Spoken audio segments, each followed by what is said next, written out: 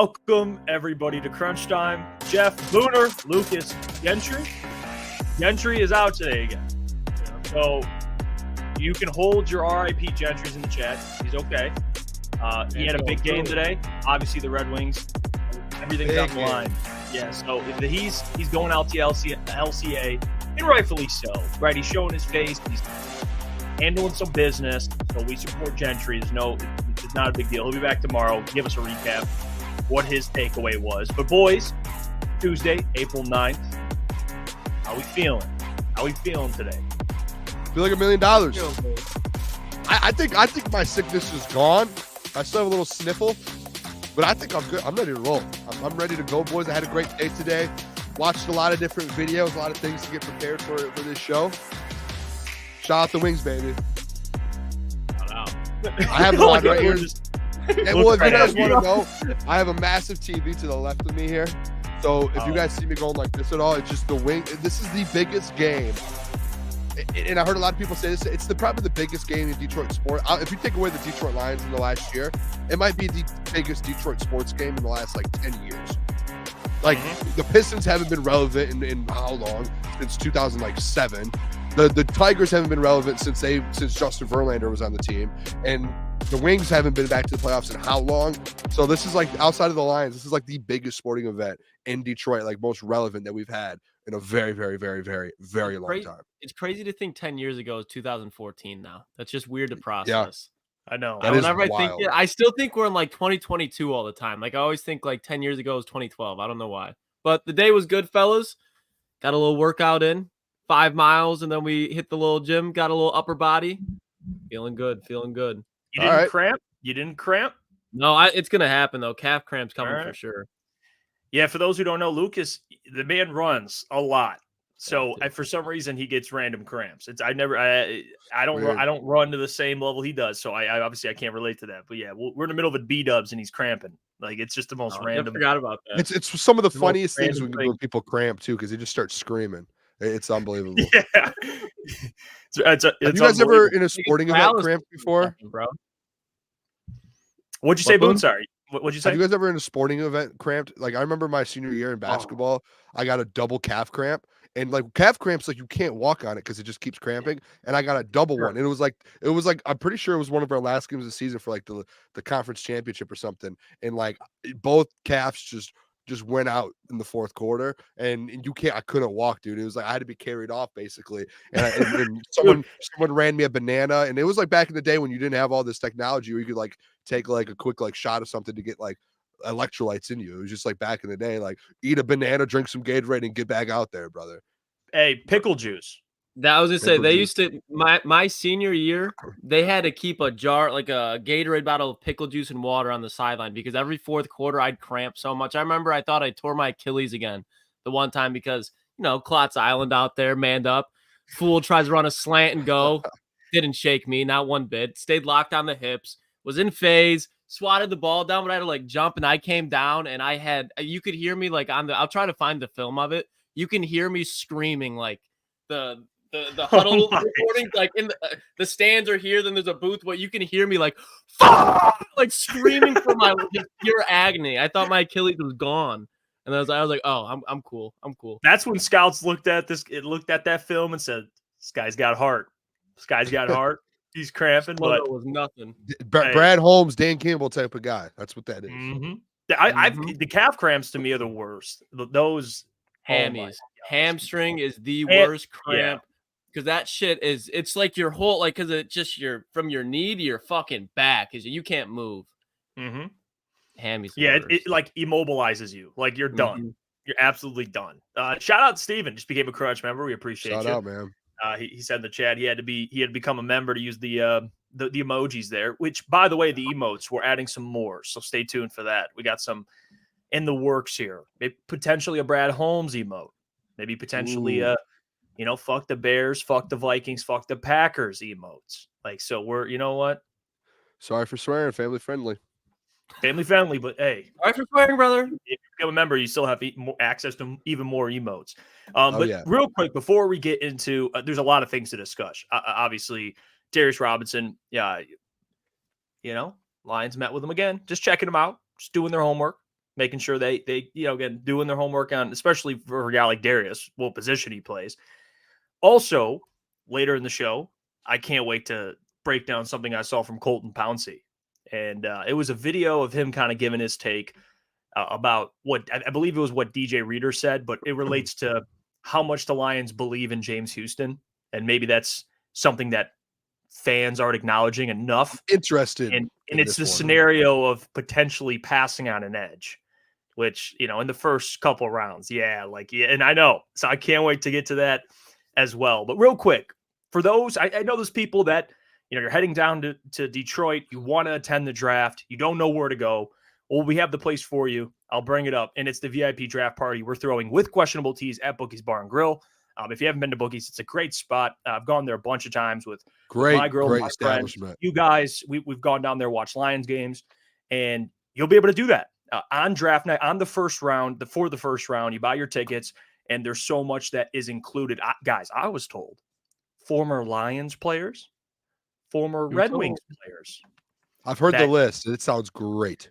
Will be in attendance. It's 90s Varsity Blues theme. Obviously, there's money involved with that as well. But, I mean, the ticket, you get free drinks, appetizers. We'll be doing a live show. You get to hang out with us, take some shots.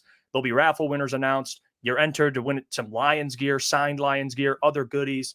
You get free gear with the purchase of a ticket. I mean, guys, you have to be here. It's going to be absolutely just electric, I think. And the boys are going to make sure. DJ BJ also, who does Lions games, he'll be down there on the 1s and 2s. So please, if you're looking for a place to go, get your tickets, come hang out with the fellas. And shout out to Scotty from Questionable Tees. He's been working his ass off, kind of getting things ironed out. Me and him talk pretty much every day. We got some huge things planned. So please, if you need somewhere to go, come hang out with us downtown at Bookies. If you come and you say, hey, I got a ticket through Crunch Time through you guys, I'm going to have my extra Kool-Aid pitcher. You can take a drink out of it. You get a drink. If you guys want to know, hey, what does the Kool-Aid taste like that, Booner?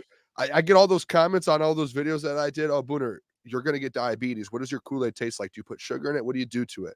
There is a secret sauce to it that the boys know. No one in the world knows besides the fellas. If you want a taste of it and want to know, come on down. Yeah, I mean, Coach Walk even asked, are you guys doing a live stream? We will. Yeah. We'll be live down there. And I know when people bring up the ticket price, dude, it's worth every penny. Trust me. And I'm not just doing that because we're doing a show. The things that are included with the ticket, you're going to get your money's worth. Good location. Heard some people. Yeah. Yes, and I've heard some of the people who are going to be there. Unbelievable. Like these are some you're going to want to be there. It's going to be. Yeah. I'm like we're blessed to be able to be a part of this and to be able to kind of doing this just based off what I'm hearing. You do not want to miss out on this. Like this is a big time event, especially like downtown. This is the NFL draft. This is like a once in a lifetime thing in Detroit. Come down, come enjoy the time with the fellas. We're going to be doing a live, like you do not want to not be downtown. And if you can't get into the draft or don't want to go with all those people, come hang out with us. We're going to literally be a couple blocks away right there. Yep. It's worth every penny. And again, I'm not just saying that because we're going to be there. Like, trust me, the things that are included with the ticket, and the people you get to hang around and the time and really the length of the party, it's all night. You get to watch the first round in Detroit. It's rare. So please, link will be in the description. It's in every single description. So check that out if you're looking for some plans for draft day there. But boys, I cannot wait to discuss this because I saw this today and it's not necessarily, about the player and what we think about him, but I thought this was super interesting. And that was that Missouri edge, Darius Robinson, who is local. He's from Michigan. So he is a local man, a Michigan man, not to confuse with the Wolverines, but he's from Michigan. Booner, you put this out. Detroit Lions news, Missouri edge Darius Robinson will be at the Detroit Lions local pro day today, per Dave Burkett. A few other notable names that will be in attendance, by the way, not just Darius Robinson, but also Mike Sanders and Roman Wilson.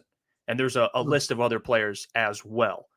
And you know what what's been funny? We've talked a lot, real quick before we get to Darius, we've talked a lot about Mikey and Roman Wilson and where we think they should go in what round.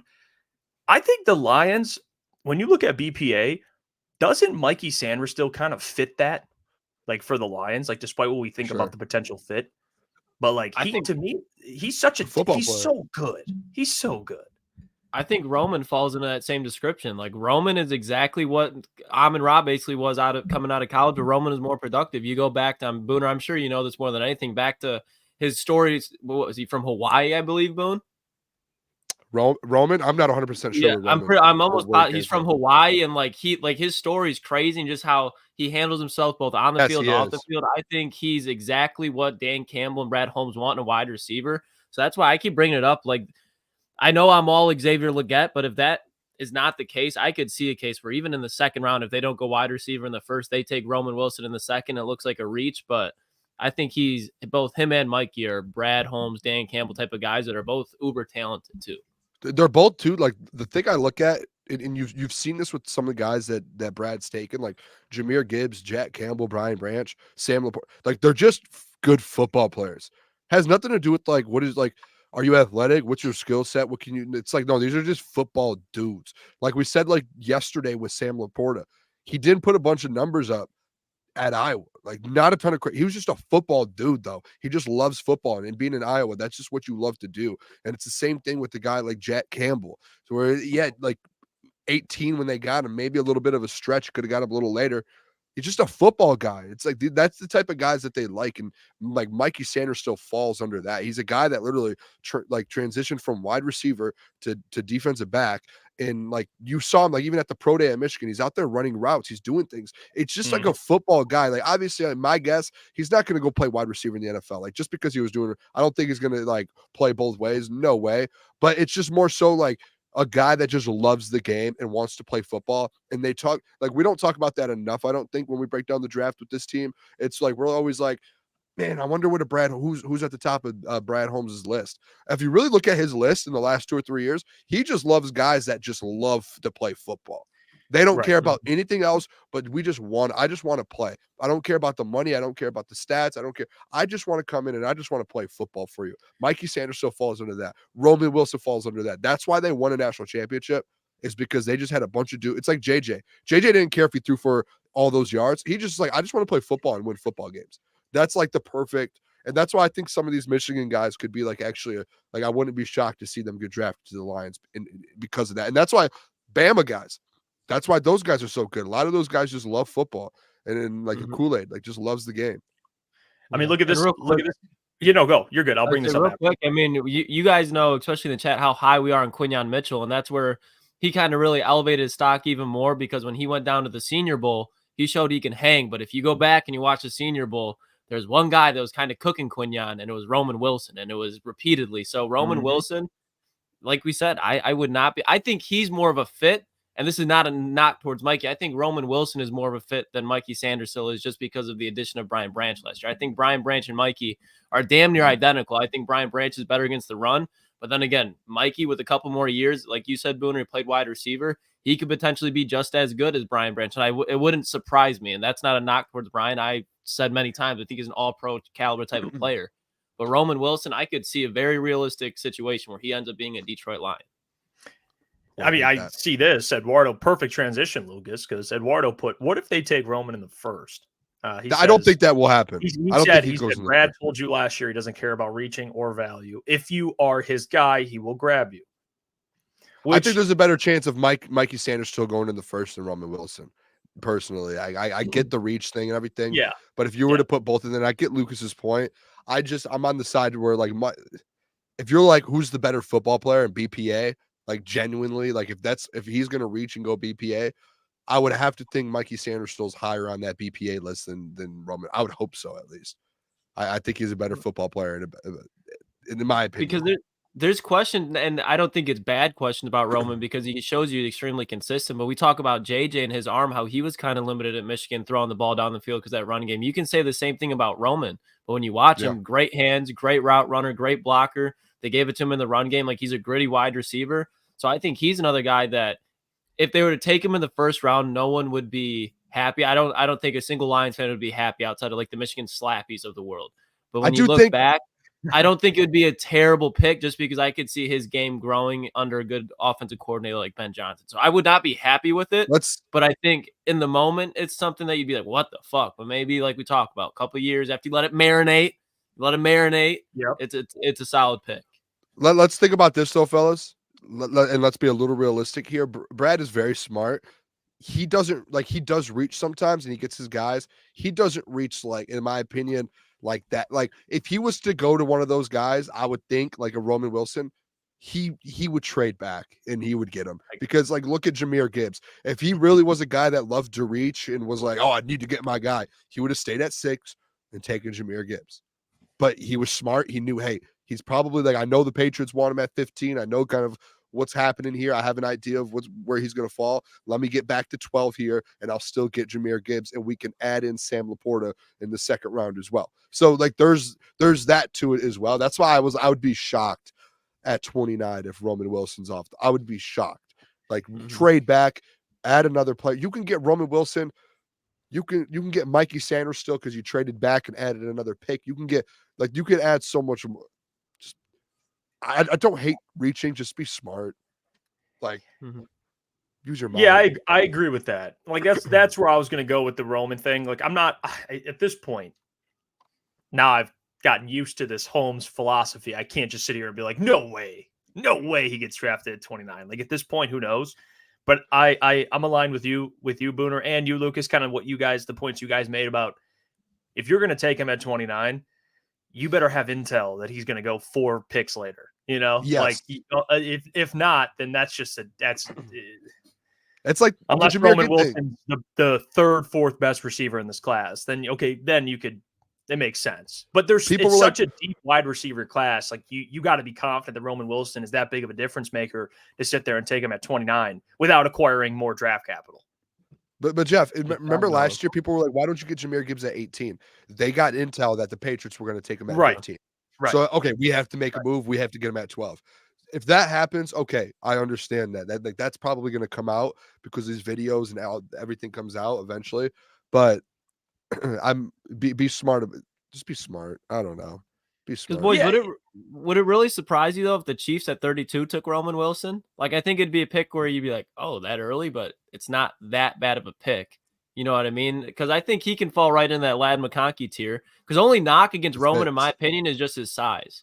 He's what I don't know how's up, probably 5'10", 5'11". His size. When you think about it that way, if there's a team that's even at like 33, like the Panthers, if they're on the clock and they took Roman with the first, I can't think, maybe the Bears. If like you wouldn't be like, what the hell? You'd be like, all right, I can see it working. So that's why it's like I'd be like, what? Like a little bit of a reach, but it's like, is it? Because if you look, there's really not too many things to pick apart with Roman Wilson. That's true. Is the size that big of a deal if you could just play football again, like in Kansas City? Like we just want a guy who can play. Like you're not going to sit there. Like he's 5'11", like 185, I think is the combine measurements. Like I get it, but like you said, if you could play, dude, don't be shocked if he goes. And there's, to Lucas's point, there is a lot of teams in the back of the first round and probably early second round that want a wide receiver. Yeah. So Bills. It depends. Like that's why when we have this conversation about Xavier Legette, as much as I disagree, I wouldn't sit there and I would understand to some extent. Yeah. Although I disagree, I would understand. Like I see why. Like you have you brought up the Chiefs, Ravens. There's the Bills. You look in the second round. You brought up the Panthers. They're going to want to take a wide receiver. So, yeah, it's going to be. There's so many receivers. There's so many receivers, though. There is. It just comes down again to the point I made earlier. It's like, do you think that Roman's ceiling? Do you believe he is that type of player? Like, to be honest with you, and I'll be honest, I know people don't bring it up typically. They just move on, but I'll be 100% transparent. I didn't think Jahmyr Gibbs was going to live up to that pick, but look at him. He was the best back last year. So, who am I to even think that? So if they took a guy like Roman, although I would disagree with it, I could be like, you know what? He comes out and he's solid and he's reliable and he's somebody that Jared can depend on. It's a team that wants to make a run. Who am I if he does go out and produce like Jahmyr went out and produced? Although, again, how I feel about running backs in the first round, I'm not the GM of the Lions. So based on Brad's perspective, like I get it based on the player he is. So yeah, you if you take him at 29, Roman Wilson, it's got to be that dude, Nah, he's got to be your number one, but he's got to be a solid, kind of like basically what Reynolds was essentially. That's what you're expecting. I would say more than that, to be honest. If you're drafting a guy in the first round, I think. I mean, I get that, but then you have J-Mo. So I'm trying to look at it like realistically with like J-Mo was the 12th. Oh, you're saying like production wise? Yeah, Yeah, Okay, that's not fair. the type That's of fair. player, because I agree with Yeah. you. He should be more than Yeah. Josh, but at least production wise, like No. you got to be pretty productive. But What's up, Boone? I'm just ready. I'm ready a little bit here. I'm ready for this Darius Robinson conversation here. Yeah, I've so been waiting all You day got for some this notes, because Boone? You about to cook? I've got some notes, but like I don't know. I want to have like a real conversation with you guys about this Okay. because it's been going everywhere on Twitter. Like this has been like Lions fan base has been this Darius Robinson talk because he came in the building today. Right. So I have a lot of notes. I have some facts. I want to see where you guys stay. I want to see where the chat stay. I'm very interested in this conversation because I think it's a very possible pick at 29. So I'm interested to see where everyone stands. So Darius Robinson took a visit again. It was like the Lions local pro day, and he was there. And I saw that too, Booner. And I'll let you cook here. But I saw that so I forgot what account it was, but someone put out that, and I've seen this on more than just one account. So I'm not singling anybody out. I've seen this, right? It's like, well, Darius Robinson, he's a tweener. He's kind of like a Josh Pascal.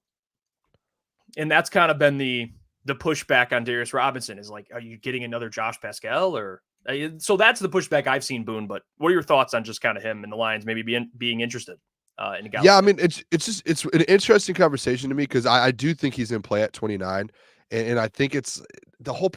I don't know, and this is where I want to get your guys' opinion on this in the chat as well. Just more so as I'm going, like I keep seeing the Josh Pascal thing, and obviously he's a second round pick. Both coming out of the SEC, but when I just looked at both of them, the thing with Darius Robinson to me, and I know Lukas, you've been kind of on the sides where you're like, yeah, I don't know if I want him at 29 if it's worth it. The more I like read up on him, I watch and I kind of look at some of the stats and the games he played in. There's just he feels like a guy with a really high ceiling. And I don't know if that makes sense, but like he's 6'5, 285. He's a big dude. And he switched from tackle to edge. And it seems like all the negatives are towards a guy like Darius Robinson right now through this draft process. In my eyes and everything I'm reading is more so just things that can be fixed.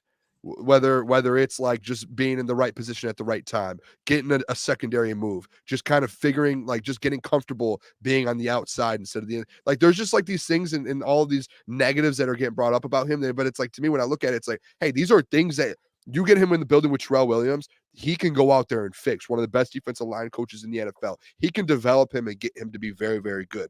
Like Darius Robinson and Jeff, we brought this up a couple days ago. He had a very high RAS score. An athleticism score. He had it was in the 9s out of 10s. So at that size, at 6'5", 285, to be that athletic and to be able to go out there and make plays like he did. And there was times when I watched, like I was watching more of his film today. Like there's times where he misses tackles or where you can tell he might be a little slower because he gets caught up or things happen like that. But his ceiling, fellas, to me, I think that's where this is all coming from because he did play in the SEC. And when if we want to do this Josh Pascal, Darius Robinson comparison, and this is where I need you guys to like be like, all right, Booner, yes or no, is Josh Pascal, go look at his last year at Kentucky. I think he had like 4.5, maybe 5 sacks his last year. 4.5 of those sacks, fellas, were in the final 3 games of the season versus unranked opponents that they just blew out. And then you go look at Darius Robinson's senior year when he was first team all SEC and he had 8.5 sacks. He played in 5 games versus ranked opponents like Georgia, LSU, big time opponents. And he basically averaged a sack per game. He had 4.5 sacks in those 5 games. So when like the lights were the brightest, when it was like, hey, we need you to step up in a big game to go make a play, he was out there making those plays. Forced fumble on Jaden Daniels, doing what he needed to do. So that's to me a little bit of a difference between. That's why Josh Pascal was that second rounder. And you could say, hey, Darius, like he has that ceiling. He has that dog in him. He's produced in big spots, and he has the size. He's literally 6'5", 285. Maybe you want him to slim down a little bit. I don't know. But when you look at other guys like a Khalil Mack, who's like 6'3", 270, that's like the type of body type, you know what I mean? Like you're looking at here. It's a big dude that when you're at that size and you're that athletic, it's kind of enticing to me, fellas. I don't know. It just, I look at that and I'm like, that guy's ceiling is massive. If you're that size and you can move the way you can, and you just recently in the last couple of years moved to the edge position, and if we need to, we can move you in a little bit, we can move you out, we can move you around, you're flexible, and your ceiling's up here. We just brought Terrell Williams in. I don't like the Josh Pascal comparisons just because like Darius Robinson's played in bigger games and he's produced in those games as well, at least from what I've seen and in the research that I've done. So that's where now at 29, that's where you get into the weeds. Like, do you want to take that risk? What do you want to do with that? Like, what are you that's where it comes down to. But they've met with him multiple times. So that's where I'm a little enticed on this whole. It's an interesting scenario to me. Yeah, I saw it too. At the conversation I saw with like the Josh Pascal, Darius Robinson is: do you want another tweener? Do you want or do you want somebody that's strictly a pure pass rusher?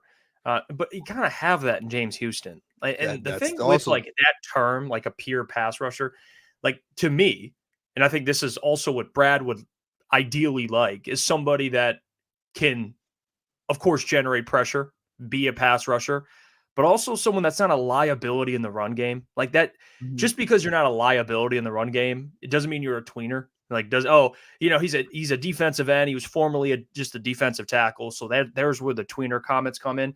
But Booner, I mean, you look at Darius Robinson, his first 3 years of college at Missouri, he had 1 sack. And then the last 2 years, he had 12 sacks. So he had 13 career sacks. Josh Pascal in his entire college career has 13 but sacks. You do have to understand a difference with Darius Robinson too, is he was a 3-star player coming out and he's developed and he's gotten better. And I think that's another reason why you can say this is a dude, like a football guy who has gotten better. He's gone through it and he knows that's, I think something you could throw in there as well. Yeah. But my point was, like, early on, he turned into a very productive player. Josh Pascal was kind of always the same there. Like he's been solid at Kentucky, but Darius, you saw the stock rise towards his end of his college career. And you nailed it with the point you brought. I thought that was a great point. The games he had, the opponents he had those games against. So that matters too. I don't have a problem with the pick. I don't. I know we talk about it and we talk about the potential, and people like to label things as like, is it a sexy pick? Like, I don't care. Darius Robinson, to me, more help in the defensive line room. You can never have enough of them. And with Terrell Williams, you can develop a lot of these guys. And I think Darius Robinson, like I brought up Lucas and Booner about his end of his collegiate career going up, maybe Terrell can keep that, and continue to go up. He's 6'5". Like, he's got a couple inches on Josh Pascal height wise, and he's a hell of a player. So I wouldn't hate it. Honestly, I like Darius Robinson. Yeah, and I like it. I'm not anti-Darius Robinson. He's just not a player I'm going to lose sleep over if Brad decides to pass on him. But Booner, the whole point why I am more, and I'm not doing this to rain an anti-Kool-Aid McKinstry parade right now, but you talked about the risk, Booner. And I did this. I was sitting here earlier today, and I was kind of bored, and I was like, you know what? I want to look back at draft history and the risk that Brad could be taking if he took a cornerback past pick 25. Let's say even he moved up a little bit, and Kool-Aid was sitting there at 26. He's like, I'm going to take him.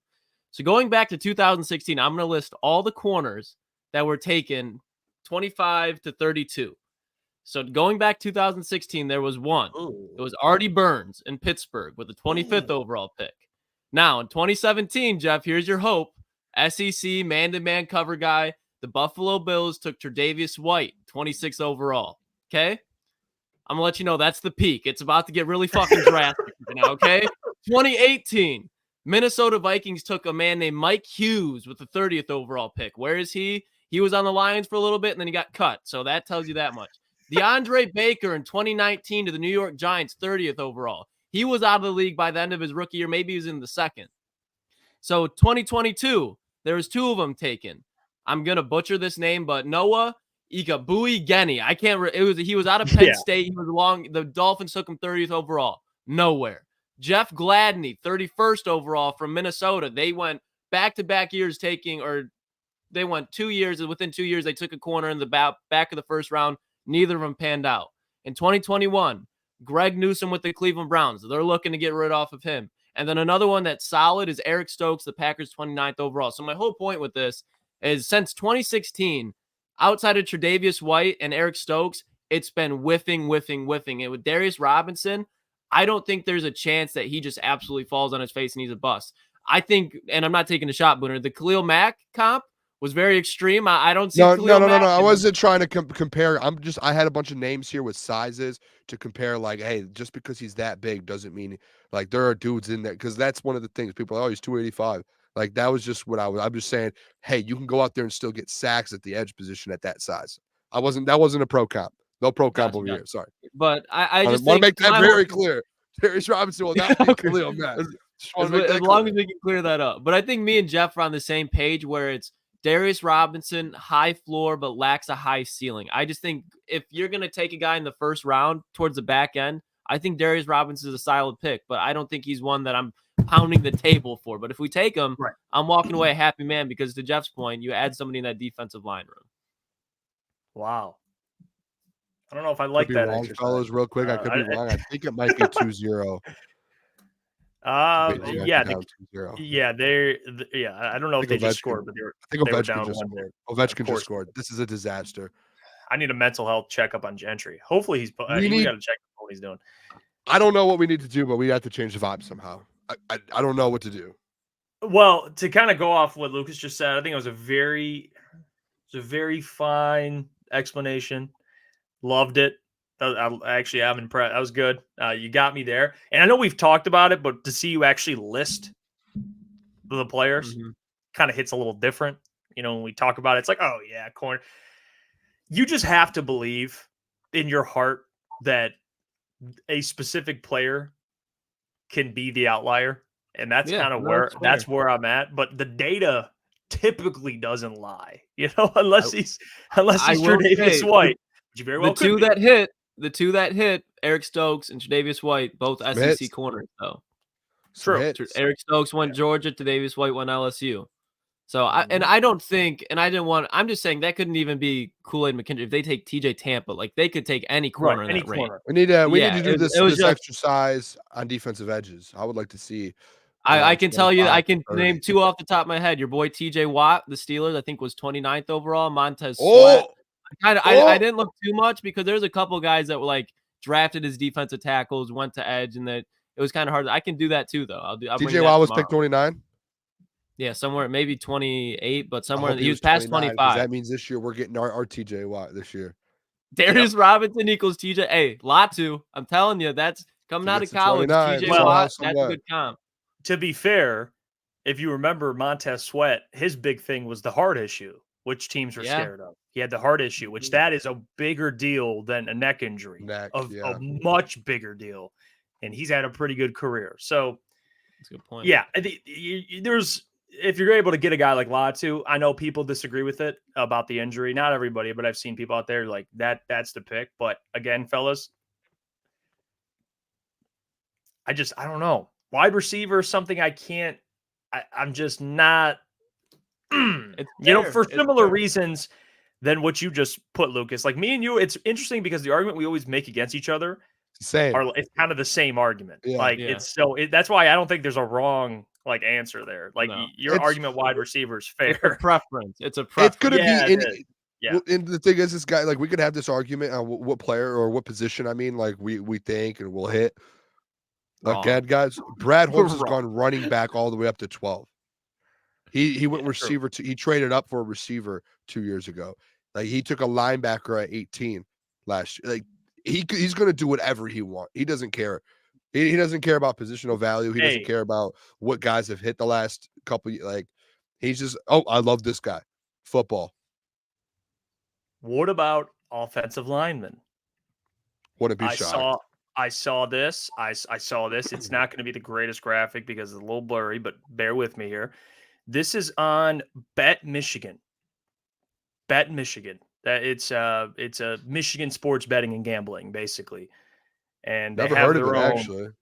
Yeah, they have their own whatever. Again, this isn't like FanDuel, but I saw this.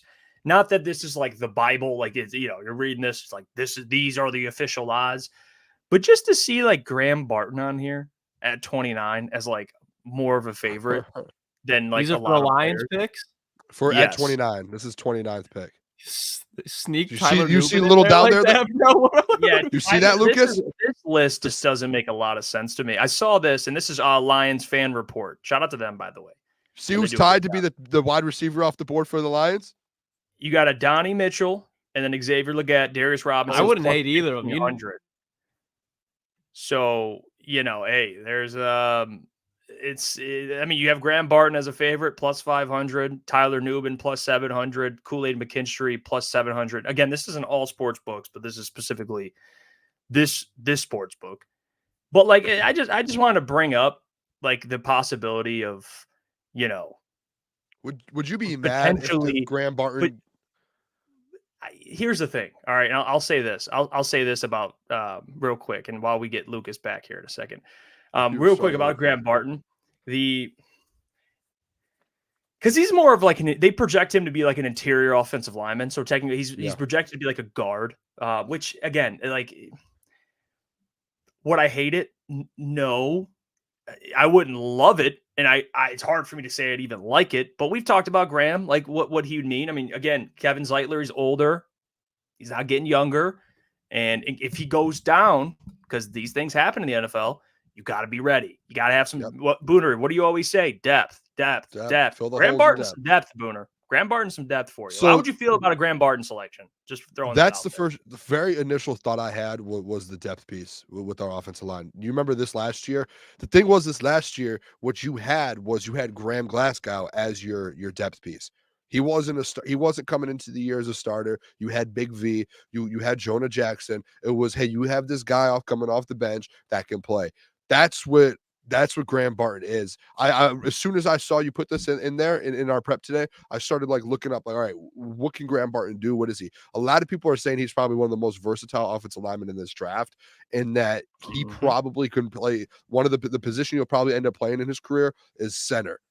And as soon as I heard that as well, is the first thing that I heard right away. It just makes me think Frank Ragnow. He's got this toe issue.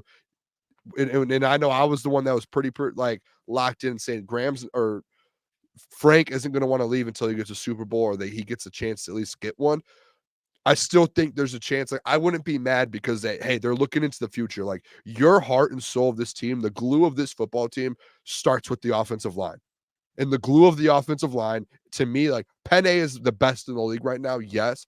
But in every single offensive line around every team and in every level is the center. Like, that's where everything starts. He's calling audibles out. He's calling protections out. He's calling blitzes out. Everything goes through Frank Ragnow. And I listened to a podcast of him talking about that this year, of him and Jared communicating and doing that.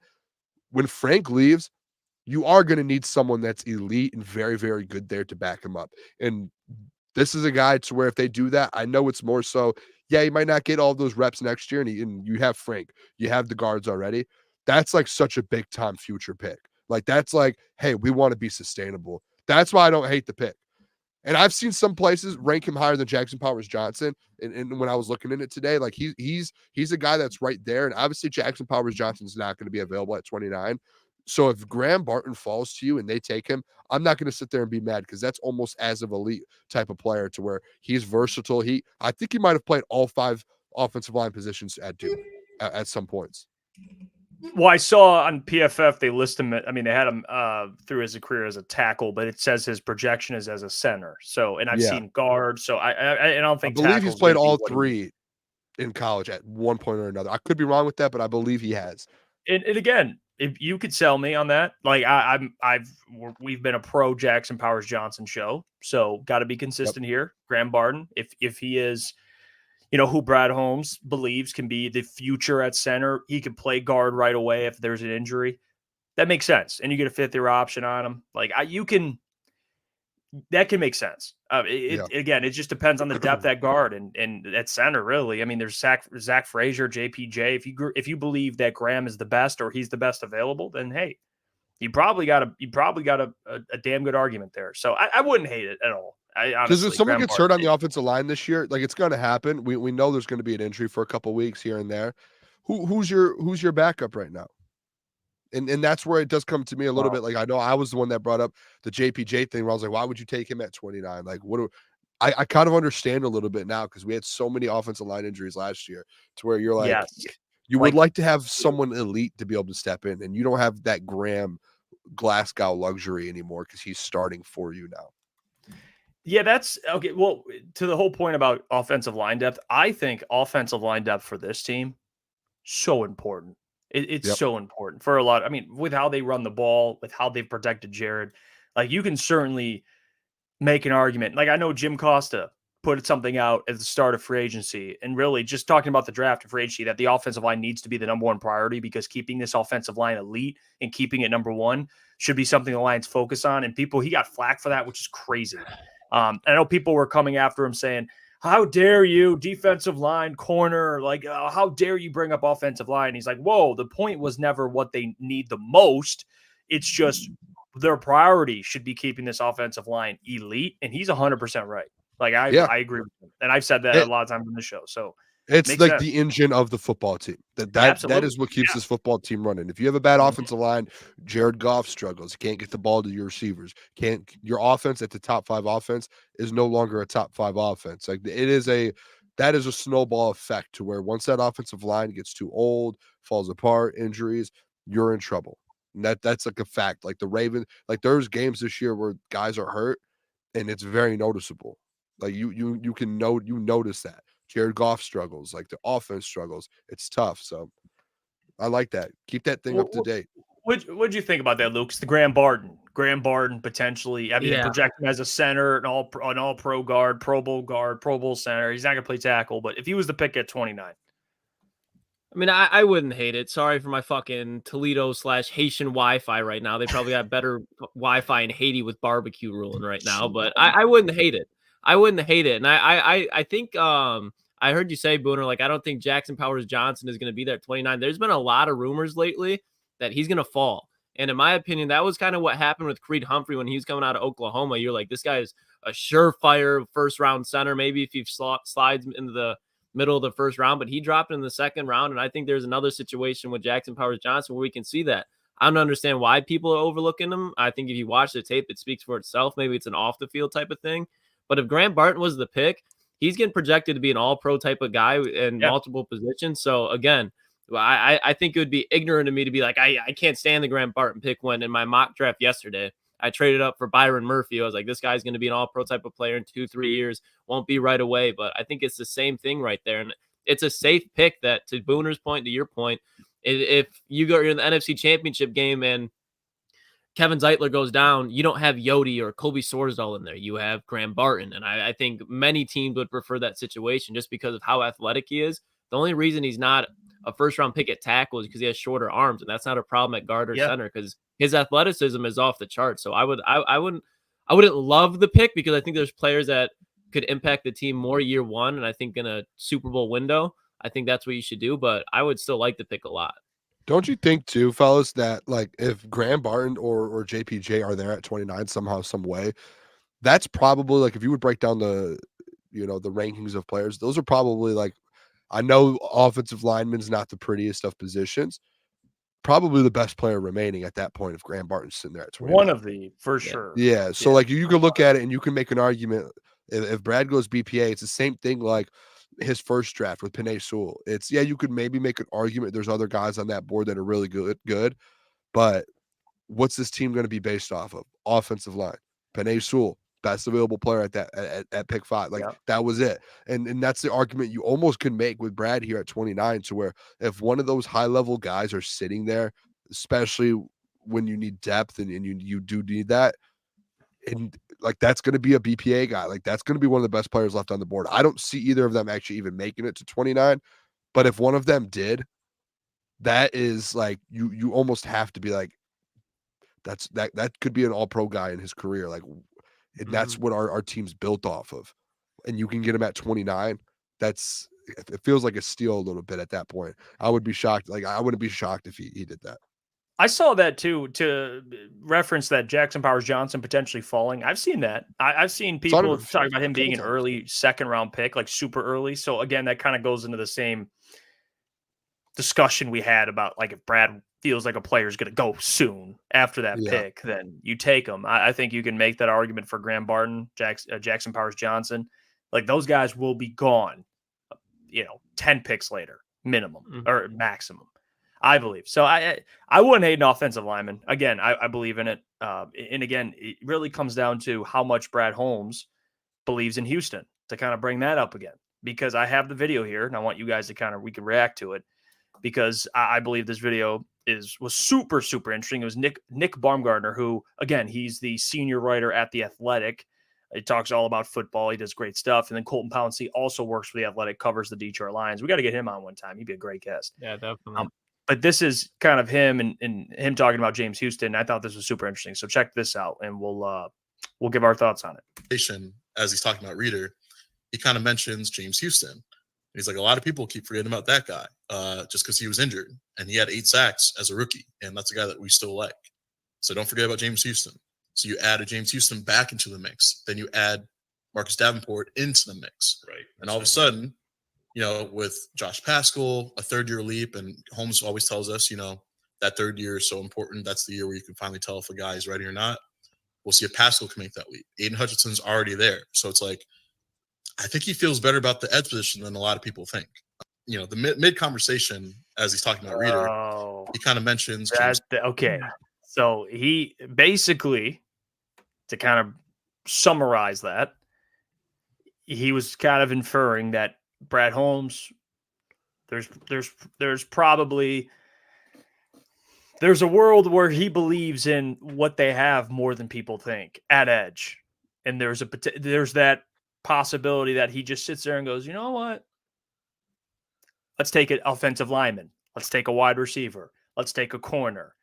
And maybe we'll take an edge somewhere in the middle of the draft, or maybe even late in the draft. But what just to put that scenario in your head, because again, this won't be the first time, fellas. I didn't mention running back in the first round at all, and he took Jahmyr Gibbs. So there is a world in which this happens. I do believe that. Oh man!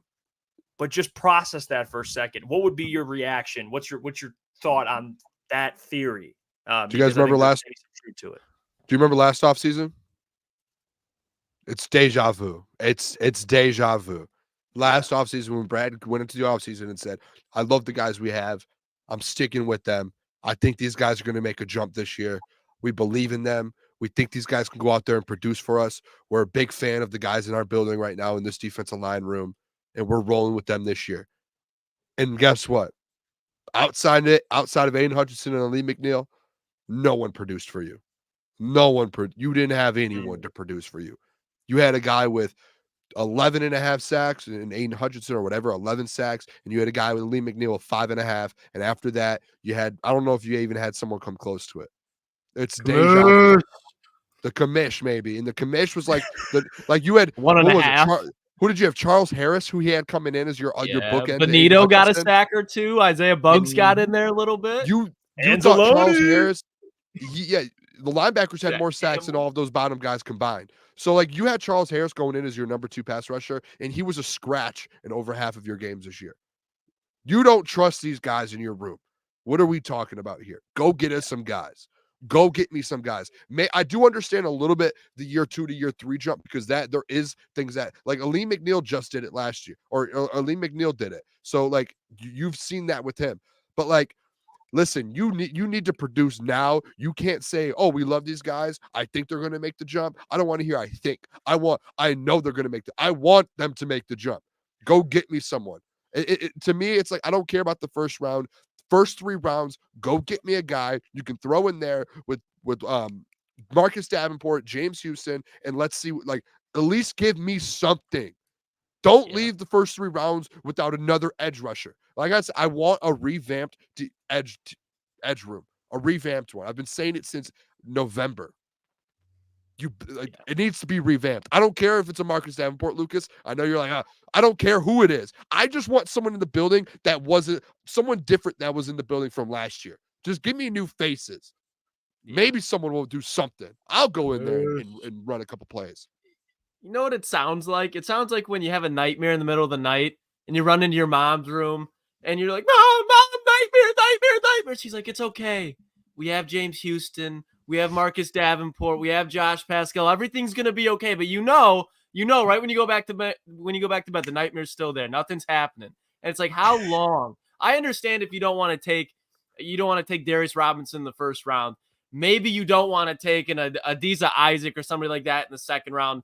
But if you start passing up on the Mohamed Camaros of the world in the third round, and you're going to try to find your Amon-Ra St. Brown with a 4th round defensive end on the defensive side of the ball, I don't know. I still think they're a team that is very well in Super Bowl contention. But if you look back to your point, Booner, look at last season. last season where they wanted to keep all their guys, their homegrown product. Well, they weren't the hunted. They were the ones that were hunting. Now everybody knows their weaknesses, how to game plan against the Lions. They know that those motherfuckers can't get to the quarterback, and that makes their corner's life even harder. So if we can just find a way to just don't get any pass rush against the Detroit Lions, we have a chance, because then that can flip the side of the ball offensively and they can control the clock. You don't do that, man. It's just like, it's asinine. It's I don't want to call Brad Holmes ignorant by any means, because I think that's the last thing that he is. But I think the idea of walking out of the first 3 rounds without a defensive end or adding somebody else in free agency and thinking you're okay, I think that's a little ignorant. It's insane. I'm just going to, an obvious thing that everyone always says, insanity. You're just trying the same thing over and over and over and hoping it's expecting the same result, like a different result. And you're just getting the same thing. It's eventually like, I know you might like these guys. You drafted some of these guys. I know we're not in the building to see what they're doing. Maybe there's something that they see that we don't. It's just, again, I just want a revamp of a defensive line, or just a full revamp. I don't want John Kaminsky in the NFC Championship game to have to be my number 2 edge rusher. I don't want Bruce Irvin to have to go in there for a week and be the guy to go out there and get you. I want solid on Derek Carr. Like, I like the commish is a depth piece. I like him as he stood out as a depth piece. He was great as a depth piece. He's not a starter. A dog as a depth piece. Yes, he's not an Aiden Hutchinson. Go get me someone else on the other side of that. We're in the NFL. Yeah, I don't know how. And I think Brad would agree with this, hopefully. And I don't mean this like disrespectfully, but if you didn't watch the Lions last season and you didn't see that Aiden Hutchinson clearly needs help, you're either Stevie Wonder or you're just an idiot. So I like, that's where I'm at with it. Like, although I get, so if he believes that James Houston is the solution, okay, we'll see. Like, all right, but here's the thing though: when you take that risk, there could be consequences. Like, and that's where, like, for example, the Lions are in a win now window. We believe this team can win a Super Bowl. If not having help for Aiden is a reason they go down, guess who's catching the most heat? It's going to be Brad Holmes, unfortunately. And I think rightfully so.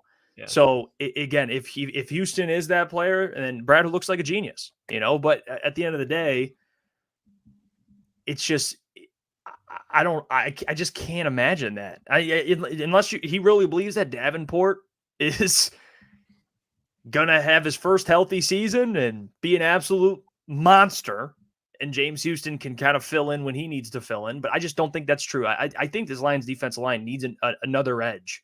They need like a bookend. They need somebody that isn't just someone you play on third down. It's somebody that first, second, third down can play against the run, be a solid run defender. And also when it's in passing situations, can be an absolute menace. Maybe not to Aiden Hutchinson's level, but win one-on-ones, right? You're going to have plenty of them with DJ Reader and Aiden. So, they got 3 guys. They got Aiden, Alim McNeill, DJ Reader. It's a great trio there, but they need somebody else. And I just don't believe in my heart that Davenport is the ultimate solution. I know we've brought up the potential, which I think is interesting to have that discussion, but I just don't know if he could stay healthy. And James Houston, that's a sample size that if you're banking on, I mean, give me the lottery numbers, man, too, while you're at it. Because I might need to, if you're winning on that, man, give me lottery numbers, because that's tough to, a sack a game. I mean, do you guys really believe, and please, the chat, chime in.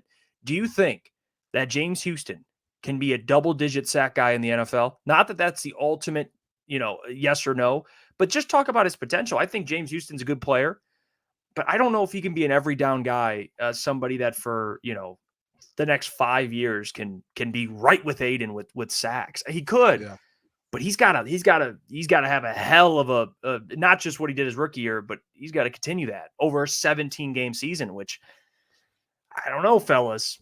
I don't know. Houston, I'm split between, because my eyes did lie. I do think we saw Houston, we saw the talent, but then there's the other side. It's like, that's hard to do. That's extremely hard to do. So there is, and this is how I look at it. like with James Houston, I think he has a chance to be very productive on this football team.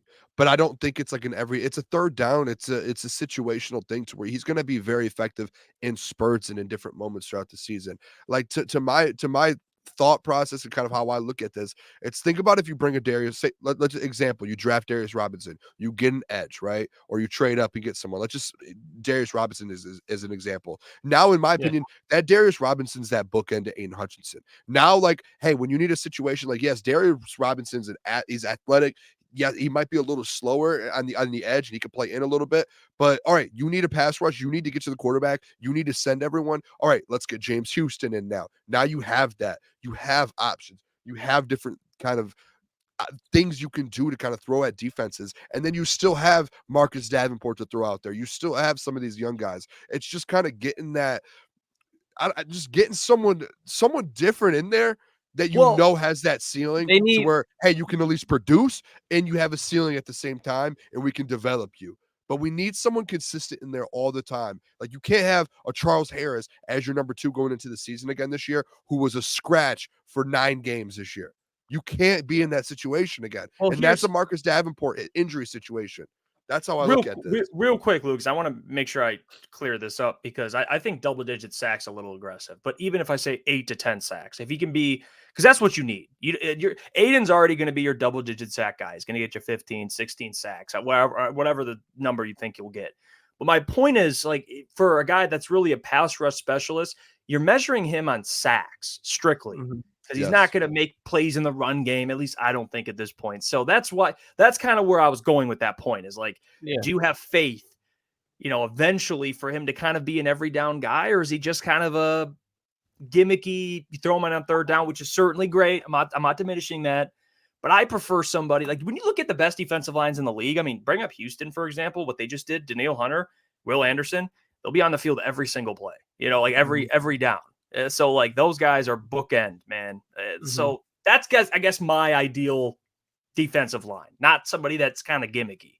No offense to Houston. I know it sounds bad, but no, but that's Houston is like an elite player to have on a rotation. Like you look at the Philadelphia Eagles and how they can just rotate Hassan Reddick and Josh Sweat whenever they really wanted to. I think the Lions don't even need like a Will Anderson or a Danielle Hunter. I'm not saying that that's what you're saying. They need like a George Karlaftis, a AJ Espinosa, just a guy that when he has an ability to get one-on-ones, like you said, Jeff, he can, which is going to be consistently, just win those because you don't need to get 12, 13 sacks because when you add in what this offense is going to be doing, you just need to be able to do your job consistently, gets good NFL tackles. And I think if you get a guy that is just, to Booner's point with Darius Robinson, has a low floor that could develop into a potentially high ceiling, that's all they need. So hopefully one day if the Chiefs, they can't re-sign everybody they want, they let George Karlaftis walk because I think he's the definition of a Brad Holmes and Dan Campbell guy, but I don't think that's happening. So if they can get somebody like that, I think that answers all the problems on the defensive line.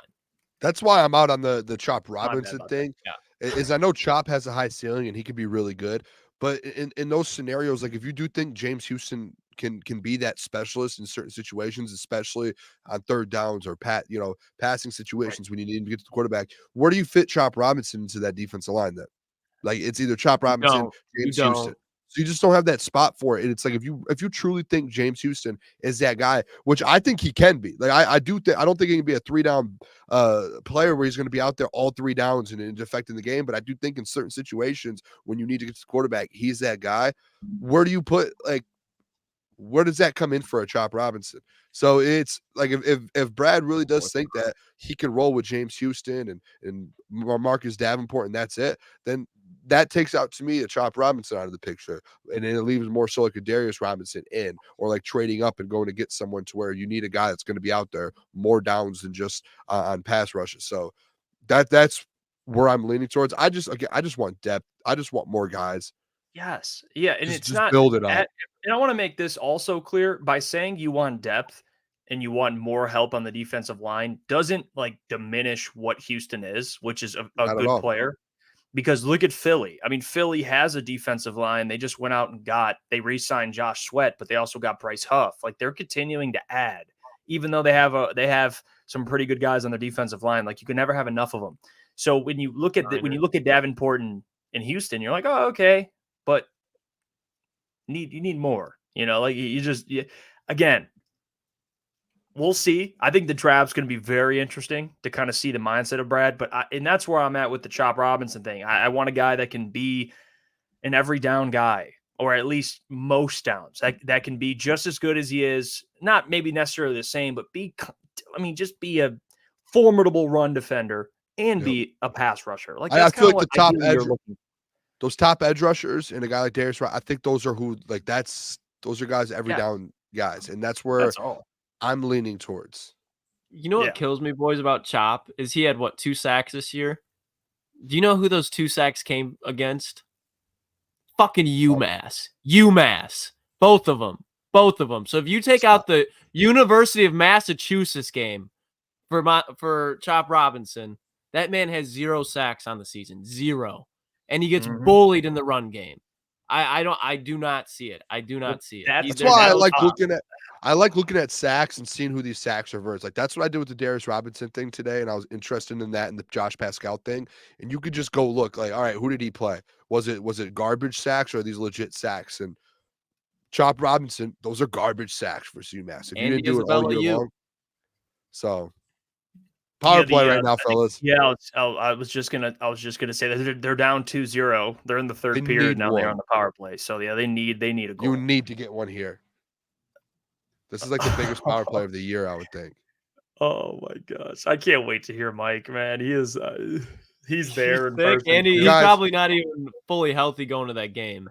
No, I don't know. He's beat down. He's on IR at the game. It's unbelievable. I think I need to put like a Wings jersey on or something. I need to do something. I think I'm going to add the horn as a sound effect. I think me and Mike were talking about that. Like, you know, when a goal scored, you hear it. It's like iconic. I think I'm going to add that in here. So when there's a goal, we can play it. But Mike's not here, so you know what? He'll give us the details tomorrow on that. Speaking of the defensive line, I saw this as well. And shout out Pride of Detroit because they put out an article, again, talking about what actually – you remember Bo Allen? God, the name sounds familiar. Defensive tackle. Oh, yeah. Long blonde hair. Yeah. Yep. Mm-hmm. Got like a mustache. Yeah, he was pretty good, by the way. He wasn't bad. But he put out a whole breakdown on Alim McNeill, and he's a part of the Green Light podcast, which is that was with Chris Long. Yep, veteran another defensive lineman. And Bo Allen talked about Alim McNeill and had some interesting quotes here about what he can be. He said he's a really good player. He also said, love hearing his story about how productive he's been in 2023 since changing his body type, taking the game very seriously. I think he plays with really good technique. He's very, very twitchy as a pass rusher, super active hands. I think he has a really good technique in the run game as well. I thought he played really well in the NFC Championship game against the 49ers. And he said, I'm a big fan of Alim McNeill, jealous that my boy C. Long got to interview him because he seems like a really cool guy. Got to give those nose guards some love. And he went on to kind of talk about what he could be next year. And there was another comment here. DJ Reader talked a lot about Alim McNeill. And basically this conversation is about what kind of year he could have next year. And a lot of national media, some people interviewing Alim McNeill, and the narrative with Alim is people believe in a contract year, he's set to have a massive breakout year. I think so. Massive. With the addition of DJ Reader, you want to bring up Marcus Davenport, James Houston being back, and Steve Wild's right there. Alim has Matabuke potential. Where are you guys at with Alim McNeill's ceiling and just kind of his, future with the Lions and kind of him being one of the pillars? Where are you at with that? What can he be in the NFL? Can he be Matabuke to Steve Wild's? Because that's a guy who had a sack, basically a half a sack or a sack a game. I think the production of Matabuke as far as sack a game may be a little extreme, but if you look at Alim McNeill, his path to get a massive extension, whether it's from the Lions or from another team next season, it's the Booner path. Like, it's just like you got back to the quarterback when you were healthy, and you still got, what was it, 5.5 sacks, and you missed some time. Aiden Hutchinson, you add DJ Reader into that, you add Jack Campbell into that, you add a better secondary into that. I think Alim McNeill is a guy that could very easily have 9 to 12 sacks this year. And when you add that in as the defensive tackle position, That is a defensive changer. I think he's going to be one of those guys that he's definitely going to be a Pro Bowler. He could find his way into maybe a couple of like second team All Pro votes. I don't think he's going to be an All Pro type of guy, but he's going to have, in my opinion, if he stays healthy, a monster season. I think he's due. He's due. I don't know his potential. Like, I'm trying to. He's a guy that I think can certainly get around close to double-digit sacks. He basically did it last year. You mentioned it, 5.5. He missed a couple games. With the He probably injury, would have been like 7, maybe 8. That's assuming, but he is more of a pass rusher than I ever thought he'd be. When Brad Holmes drafted him, like I thought of him as he's a nose tackle. But then as the years kind of went on and he got his body right, now I'm like, wait, hold up. He's got some pass rush ability. It got some juice. And that's why I think Alim in a contract year, he could mess around and go get close to 10 sacks. And I think the biggest reason for that and why I believe it more than I did prior is because of DJ Reader. Like Alim McNeill into Aiden, every play, they're over there getting double teamed. Now, how do you approach that? Like DJ Reader, you have to double team him. That dude is he's different. He's different. And then Aiden Hutchinson, you have to double him, Boone. So, I mean, Alim McNeill looking at some one-on-ones here. Yeah, and potentially you add someone on the other side as well. It's just like those guys. The Alim McNeill thing too is he was able, and that was something they brought up too in this YouTube video. Was they brought up when they spoke with Alim as well, is he's been able to stay on the field so much longer by taking care of his body and transforming his body and getting so many more reps. And the interesting thing to me was when you stay on the field that long, especially as a guy like Alim McNeill, who you can dominate the game all game long, you could set your opponents up for different moves and different things. So like, if you're playing a couple snaps here and there, like you can't set guys up. Now, if you're on the field all the time, you can do that. And I think with the addition of DJ Reader, I think that even takes that to a whole nother level, because now they have to worry about DJ Reader and Alim McNeill. Like there are like Aiden Hutchinson. This changes that dynamic so much to where Alim was at 5.5 this year. He's going to get more this next year. On top of that, because of who he has around him. Hopefully I would love to see him go up there and go for a double-digit sacks. I think I put it in my notes here. I wouldn't be shocked to see a guy like Alim McNeill at the Pro Bowl next year.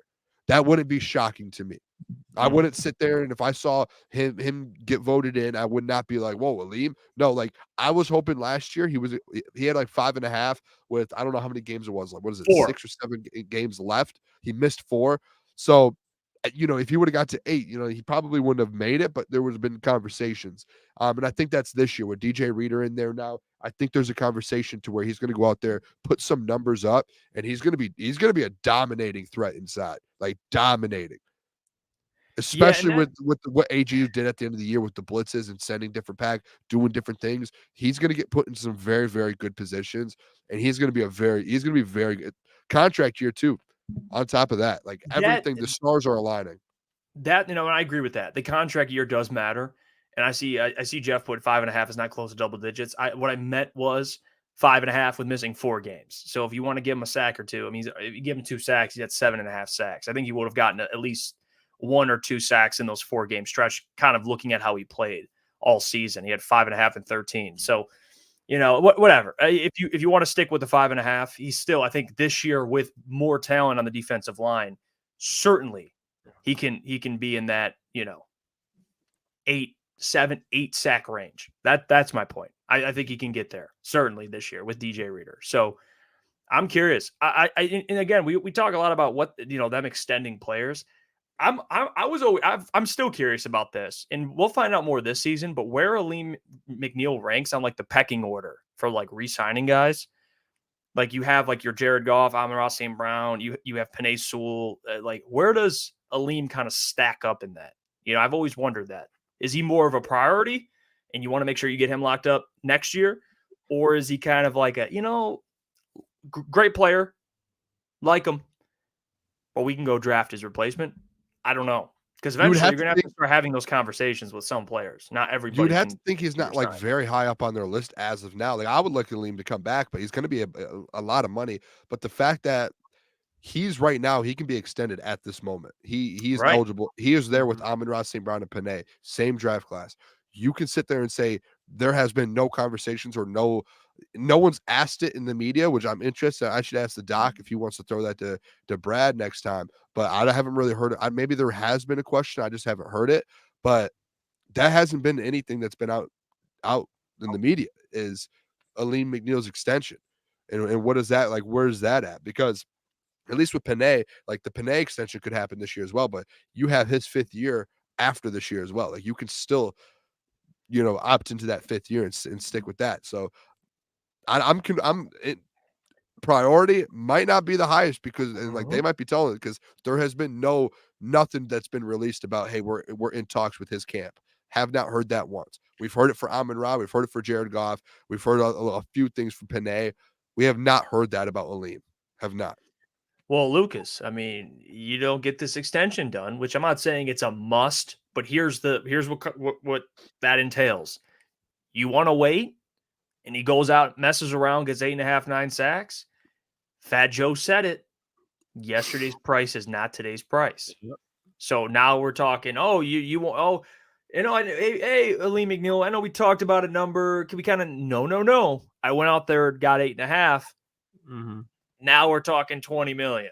Mm-hmm. Yeah, I think honestly, Alim's going to be a guy that we haven't seen Brad Holmes franchise tag that many players, but I could see Alim McNeill being a guy who gets franchise tagged. And I think what it comes down to is how he performed within a division. Because if you look at the interior of the offensive lines inside the NFC North, outside of Garrett Bradbury from Minnesota, the offensive lines in the interior have nothing. You look at Chicago's center right now, it's Ryan Bates, who was fighting with Patrick, who was it, Lucas Patrick, or I can't even remember the name, but either way, there was a center battle in Chicago for who could burn down the place quicker. Then you go over to Green Bay and they got Myers, who's all right, but Alim McNeill, you talk about one-on-ones with those guys, if he can dominate that, you can get a guy who commands double team within the draft. So Alim McNeill, he's got a lot to prove. If he balls out within the division, I think there's a highly likely chance that he gets extended just because he is a pass rusher, and you got Jordan Love, most likely Caleb Williams, and the Minnesota's going to take a quarterback, potentially J.J. McCarthy.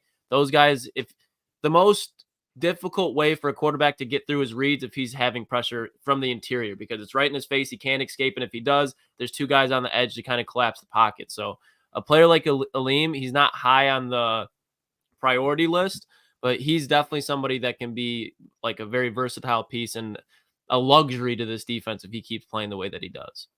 And this comment, fellas, like you can't. This is the conversation we had about a week, like I think a week ago or so. There's gonna be players you have to move on from. You cannot pay all of these guys. There's like when you're having success like this, there's gonna be guys that are gonna want money. Alim's one of those guys, and he might be. Like, I would like to keep Amon-Ra. I would like to keep Panay Sewell. I would like to keep Aiden Hutchinson. When you start breaking it down, like, where does he lie on that list? Like, yeah, Lucas, like, I'm with you. Like, he's important to this defense, and he does a lot. But now you just signed DJ Reader now to a 2-year deal. Like, can you draft a guy to replace Alim? Like, where does that fall under? Who's easier to replace, Alim McNeill or an Aiden Hutchinson? That's where it kind of comes down to me a little bit. I would love to keep Alim on the team for the next couple of years.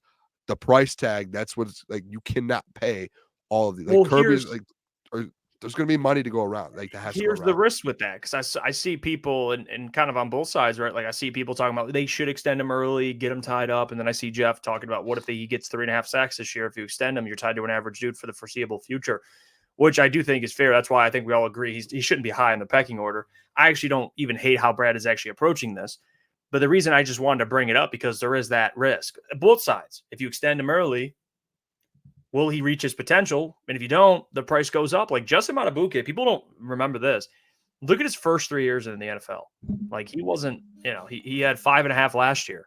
Or 2 years ago now, technically. He had 5.5, guys. Same number as Alim. And I'm pretty sure Justin played in every game that season. Yeah, he played in 16 games and had 5.5 sacks. But guess what? They didn't know he'd come out this year and have 13, so there's the risk there. It's like, they didn't, and now Madubuike's he got a bag, an absolute bag. So there's that risk. It's like, hey, and they have more intel on these players than we do. Obviously they're around him in the building. You know what Alim McNeill is as a human being and as a football player. And if you want to make that move, then yeah, you can make sense of it. But yeah, I mean, just like Madubuike, who's to say Liam can't mess around and have a breakout year? I mean, Justin did it in a contract year, so it can certainly happen. I think guys, more like that he overexceeds and falls on his face. Outside of injury, I don't think there's a way that Alim McNeill doesn't have a gigantic season this year. I just don't see it happening. What are you gonna say, Boone?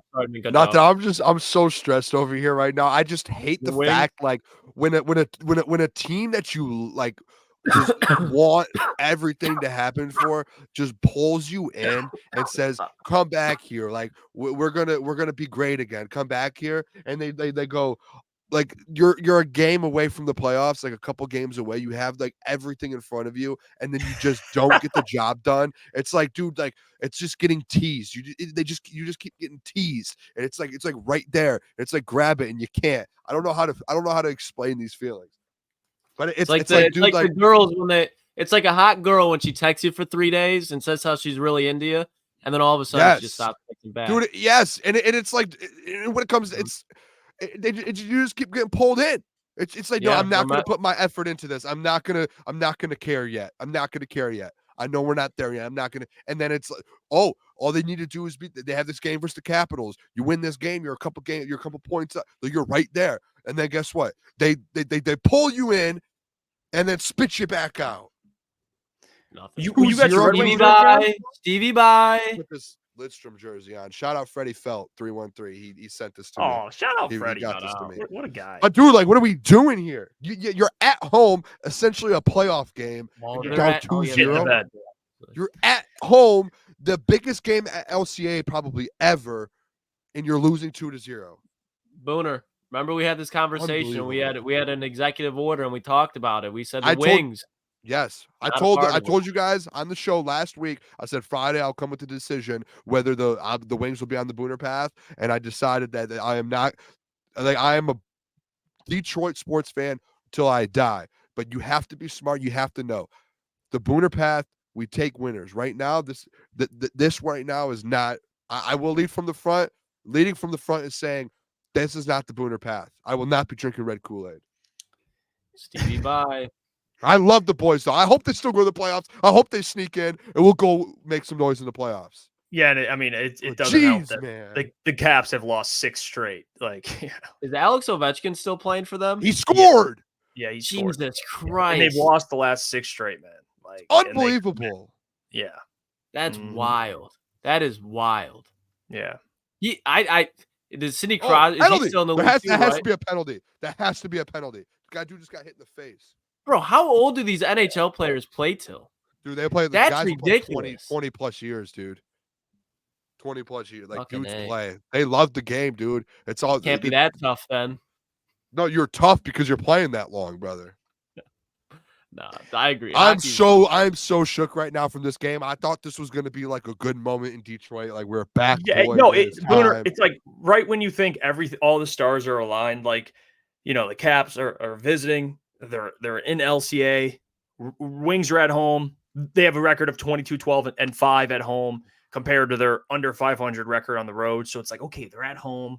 You look at the point differential. The Caps lost 6 straight. They're minus 41 in the point differential. Like, everything's stacked against the Caps. And it's like, oh yeah, here's an L. Like, imagine if the Lions didn't make the playoffs last year. Doesn't make any sense. It would be like you pulled us in and then you spit us out and you didn't make the playoffs. Like, going into this year, it was like, make the playoffs. Go make a playoff run. This is it. You got Patrick. You got guys. Make a run. Imagine if the Lions did that this last year and they just didn't they just didn't win the division and make the playoffs. You would be like, what's going on? Like, what is going on? It's in your hands. Win a game. It's different when the Lions win 8-2 and you felt like they were climbing to try and make the playoffs rather than they were in the playoffs and fell. You know, like that's.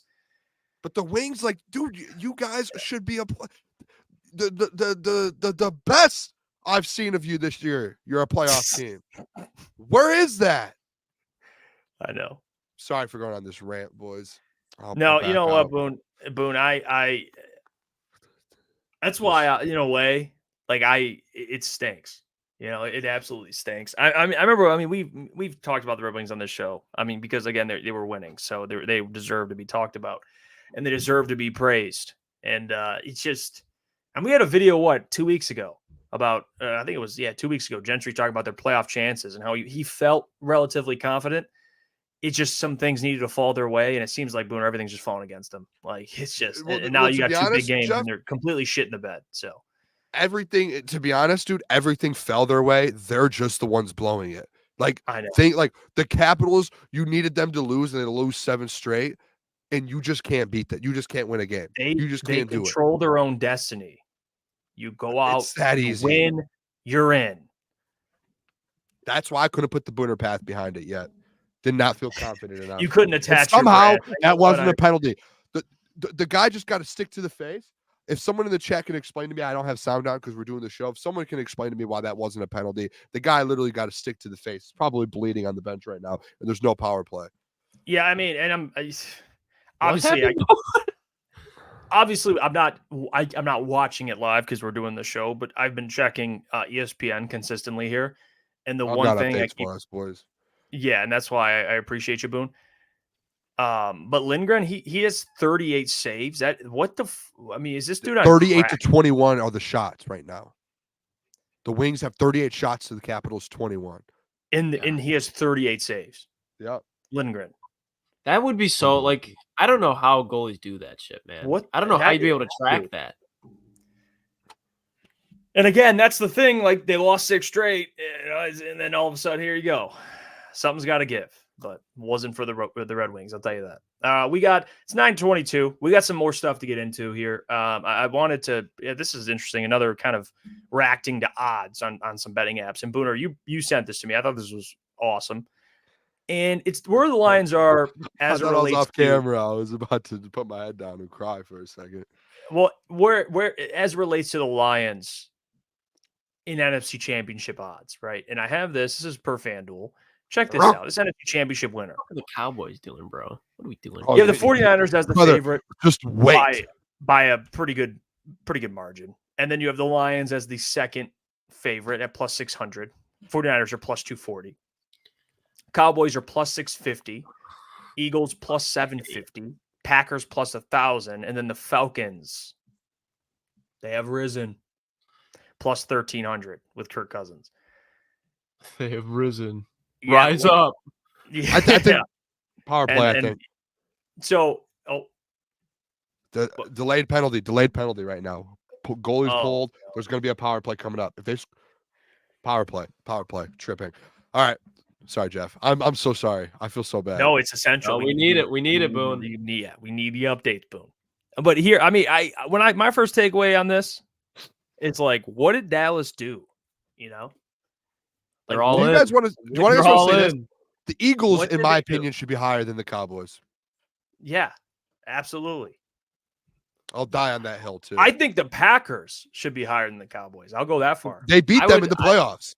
1v1. Who won? Say what you want. I would take the Falcons over the Cowboys. They're without a doubt a more complete offense, and you can say what you want about their defense, but they have a very solid defense. And adding Raheem Morris and possibly Dallas Turner, I think they're going to be 12, 13 win team, I think, and they're going to have a lot of confidence heading into the playoffs.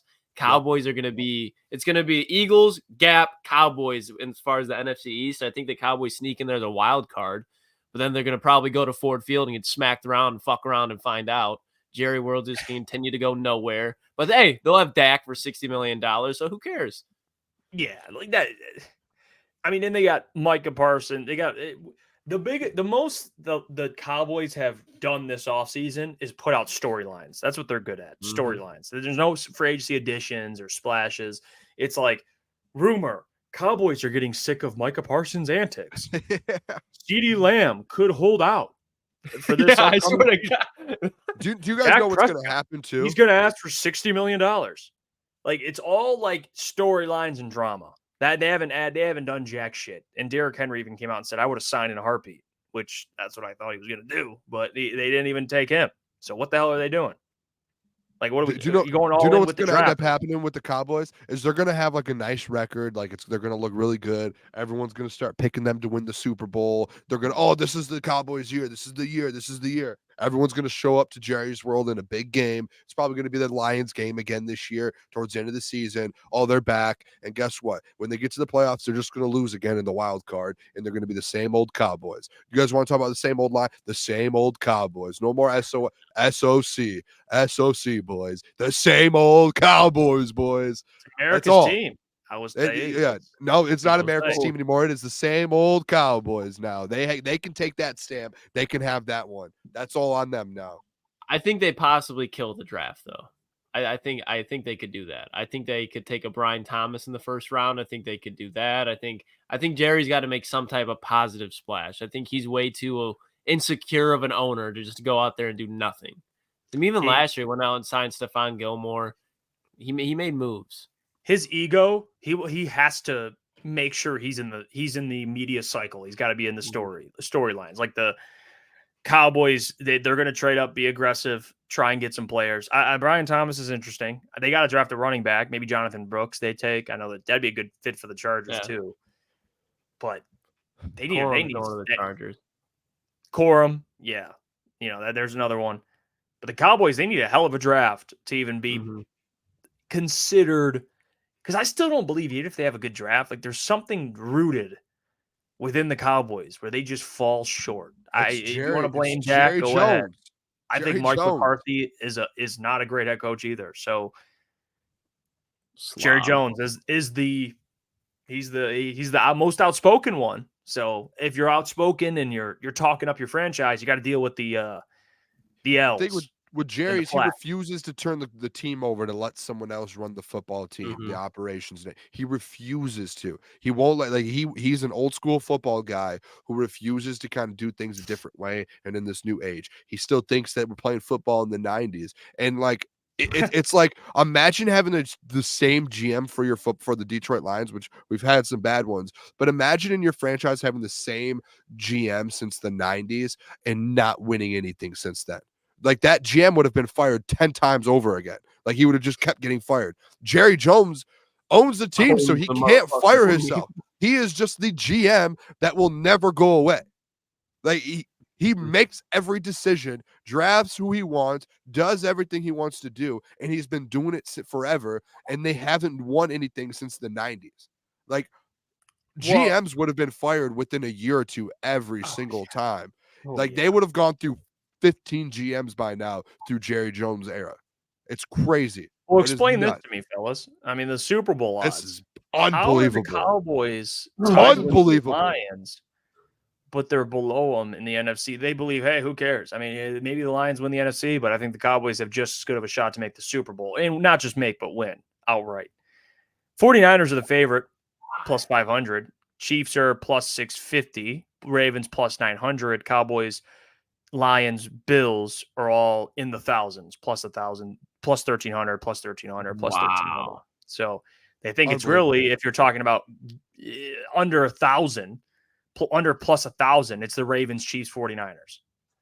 ETN's Rams have a better chance of winning the Super Bowl than the Dallas fucking Cowboys do. This makes no sense. I don't understand it.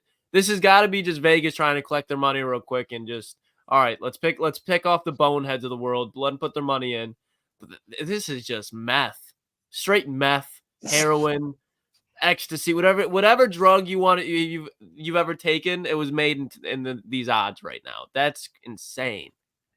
And I'm sorry. There's no way, and I'll say this again too about this point of the Bills. No way, no how. The Lions have the same odds as the Bills. I didn't even see that. They both are plus. Where are the Bengals? Where are the Bengals? They're not even on here, which is unbelievable. The Bengals to me have a better shot than the Ravens. I'll say that. Let's leave this out there.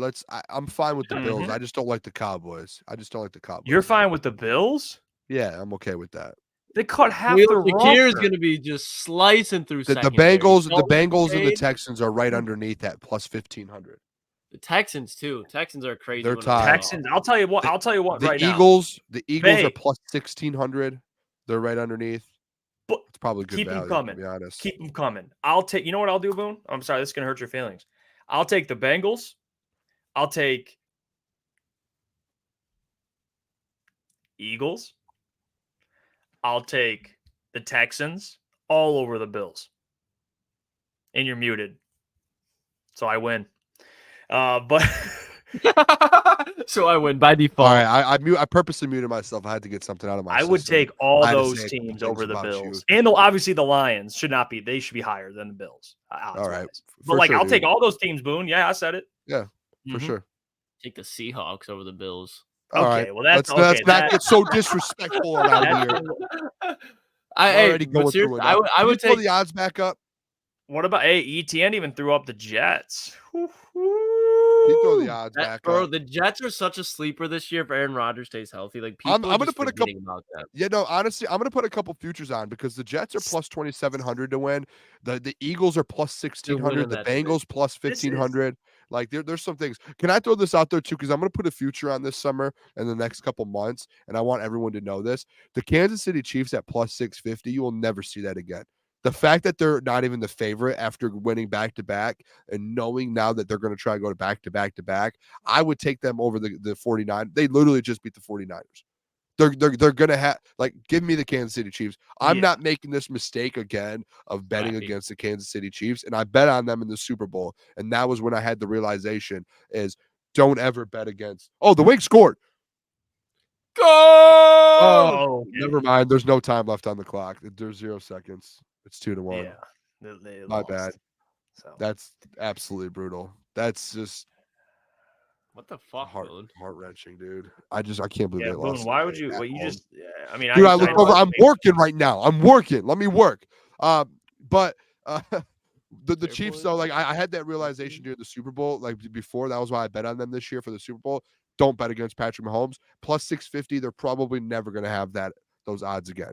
Probably never. I would guess it's going to end up being like plus 200 or 300 when the season hits. When they start winning football games, and then you're never going to see a plus 650 the rest of the year. I don't know, Boone. So you have no problem with me disrespecting the Bills? No, I do. That's why I muted That's yourself. unbelievable. I think they're overrated. Okay, cool. They'll be in the playoffs and they'll win their division. I don't know what else to say. I mean, You're trying to outsmart. You're trying to McDermott's gone outsmart this when year. you're going to be fine. Like you did this We'll be last year. fine. That's for sure. This is literally Fine, this is deja vu. Super Bowl. You sound like Brad Holmes with the defensive line. Oh, they're not going to be good next year. And guess what? They won their division again. Booner, they lost so much, Okay, and their division is they've just got going Josh to get better Allen. outside of New England. Josh Allen. Josh Allen. I don't think I think the Texans. You give me them over the Bills. Yeah, Give me the Bengals over the Bills. I think the Bills and Colts will be on the same tier this year. That's just disrespectful. Wow. No, that's not. All right, It's not that's the next disrespectful. I think conversation. I What's said the the next Colts topic? could definitely have a chance of beating the Lions. They're cooked, Boone. Just for this They're season. not, when you have a guy like Josh Allen, No, They'll no. be right above 500. They'll be never 10-7. All right. In all seriousness, they're not cooked. But this year will be a down year. It's gonna be a Sean weird McDermott year. will be fired. He what's will a be down fired. year? 11 wins, 10 wins. No, They're I not think they'll win winning like 11 10, maybe 10 games. I'm on the bandwagon. If they 9-10. should have fired Sean McDermott this year and gave Ben Johnson $100 million. Do you think the Bills have a better chance to win the Super Bowl than the Texans and the Bengals? I would say it's around the same. But I think when you have Josh, I think if you have Josh Allen, I think you always have a chance. based I mean, on is this guy Jesus? I mean, what are we talking about? I mean, he's like a Patrick Mahomes type player. Like he can do both. He can do No. everything. He makes I plays. think I think he's Well, a better and this player is- to me hold than on, real Joe quick. Burrow because he has the ground game, and that's why I die on that hill. I think people see like what Mahomes did, and they think everyone can oh well, he lost his number Tyreek Hill, and he would look at what he. That don't happen, man. I understand. That's but hard to do. Josh Allen is good enough to make plays. Again, I gave you guys the Stephon Diggs stat. I gave you guys the Stephon Diggs stats down the stretch here when I think they won like 7 of their last 8 or 6 of their last 7. And Stephon Diggs, and I know he takes players defense. People come at him. I get that, but he only averaged 40 yards a game and didn't even score a touchdown in those games. So I'm not going to see like I think they're going to draft someone and they're going to kind of re-up that defense. It's going to be a new defense, but I think they're going to find a way to get the job done. You have one. What's the job done? What is that? They're going to win the division and they're going to compete in the playoffs. I don't know if they're going to win a Super Bowl this year, but I think they're going to win the division. I'll tell you, they don't. They will not win a Super Bowl. Miami or New York wins it. If Aaron Rodgers stays healthy, New York. This last year. And then Miami did win the division, though. No, they didn't. Oh, wait. No, you're right. Yeah, I know. I'm right. But Aaron went down, so they didn't even know with them what the hell they were. But no, with Miami, if New York doesn't win it, Miami will this year, without a doubt. All right, we'll see. Let's. I'm gonna look at the odds of the divisions real quick. Let me pull that up. Who do you guys think the leader is of the AFC East? I'm gonna pull. It's gonna be the Bills because they have a ridiculously high. It's gonna be the Bills, but you got because Booner. Did you not just hear what we said? I just said I disagree with the odds. All right, so if you're going to go off odds, then yeah, I'm going to be wrong because the odds clearly they think they're a top 5 team in the NFL, top 6, which I don't think they are. I think the Texans are going to be better, and I think the Bengals will be better. So you can't use the odds, right? Like, oh, they're favored to win their division. Okay, cool. Try to think of other teams. Will they? They'll be right there with the Steelers. Steelers could be. No, we're not doing that right now. This is like perfect. The Bills down year is the Steelers, like how they have been last year. We're moving on. Record-wise. He didn't like that. The Steelers are like, look at the Steelers. Arthur Smith, I could interest you. Listen, the Steelers are like plus 800 to win their division. The Bengals are favored to win their division. The Steelers are dead last odds-wise to win their division. The Bengals are like, come on. I know they're different divisions, but come on. Let's not like. If the Bills I've been on record saying this. I have been on record saying the Steelers make the playoffs as well. I do think they do, but I do agree. I think the Bills are better. The Bills are better. Yeah, I just know I don't think they're not top 5 in the NFL. Unbelievable. Can we talk? Let's get off this conversation. Curtis Samuel, can I? You guys are just trying to. You guys are just trolling me here, and the Wings just lost. This feels a little disrespectful to me. Well, let's transition. You guys are disrespecting me. You guys are disrespecting me. While we're on this, what Booner loves, we're gonna disagree with. I saw. Do you see Jordan Schultz? His comments on J.J. McCarthy, and he went on Cow and Cowherd, which again, very fine show. I tune in very regularly. What? Well, what are we doing here? I'm just taking the jersey off. I put it on for the game. I'm taking it off. We thought you were logging off.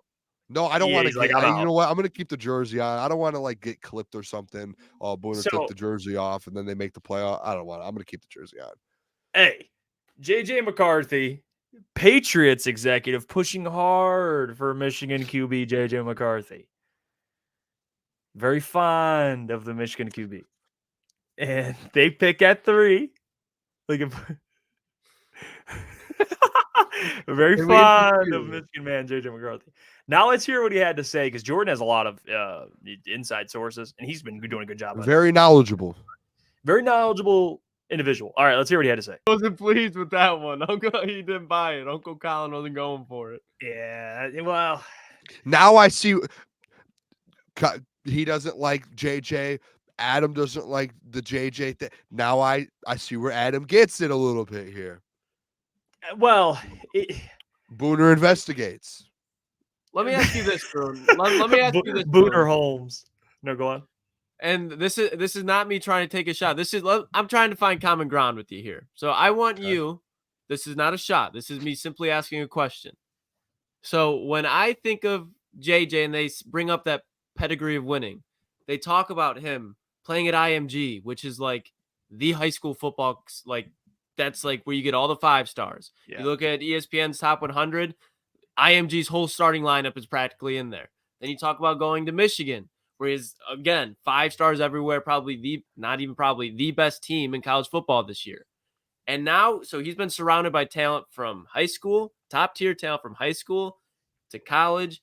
And now he's going to the NFL, where he is going to have, if he goes to the Patriots, the absolute bottom of the barrel weapons now. So now how does he respond to that when in reality, it's not like he hasn't responded to adversity, but he has not responded to adversity with 5-star players not around him. He's always had dudes around him. And in New England, that's not the case. So how can you reassure people that have my aspect that no, JJ will still work? Don't worry about it. He's always won. Just about winning. Does that make sense?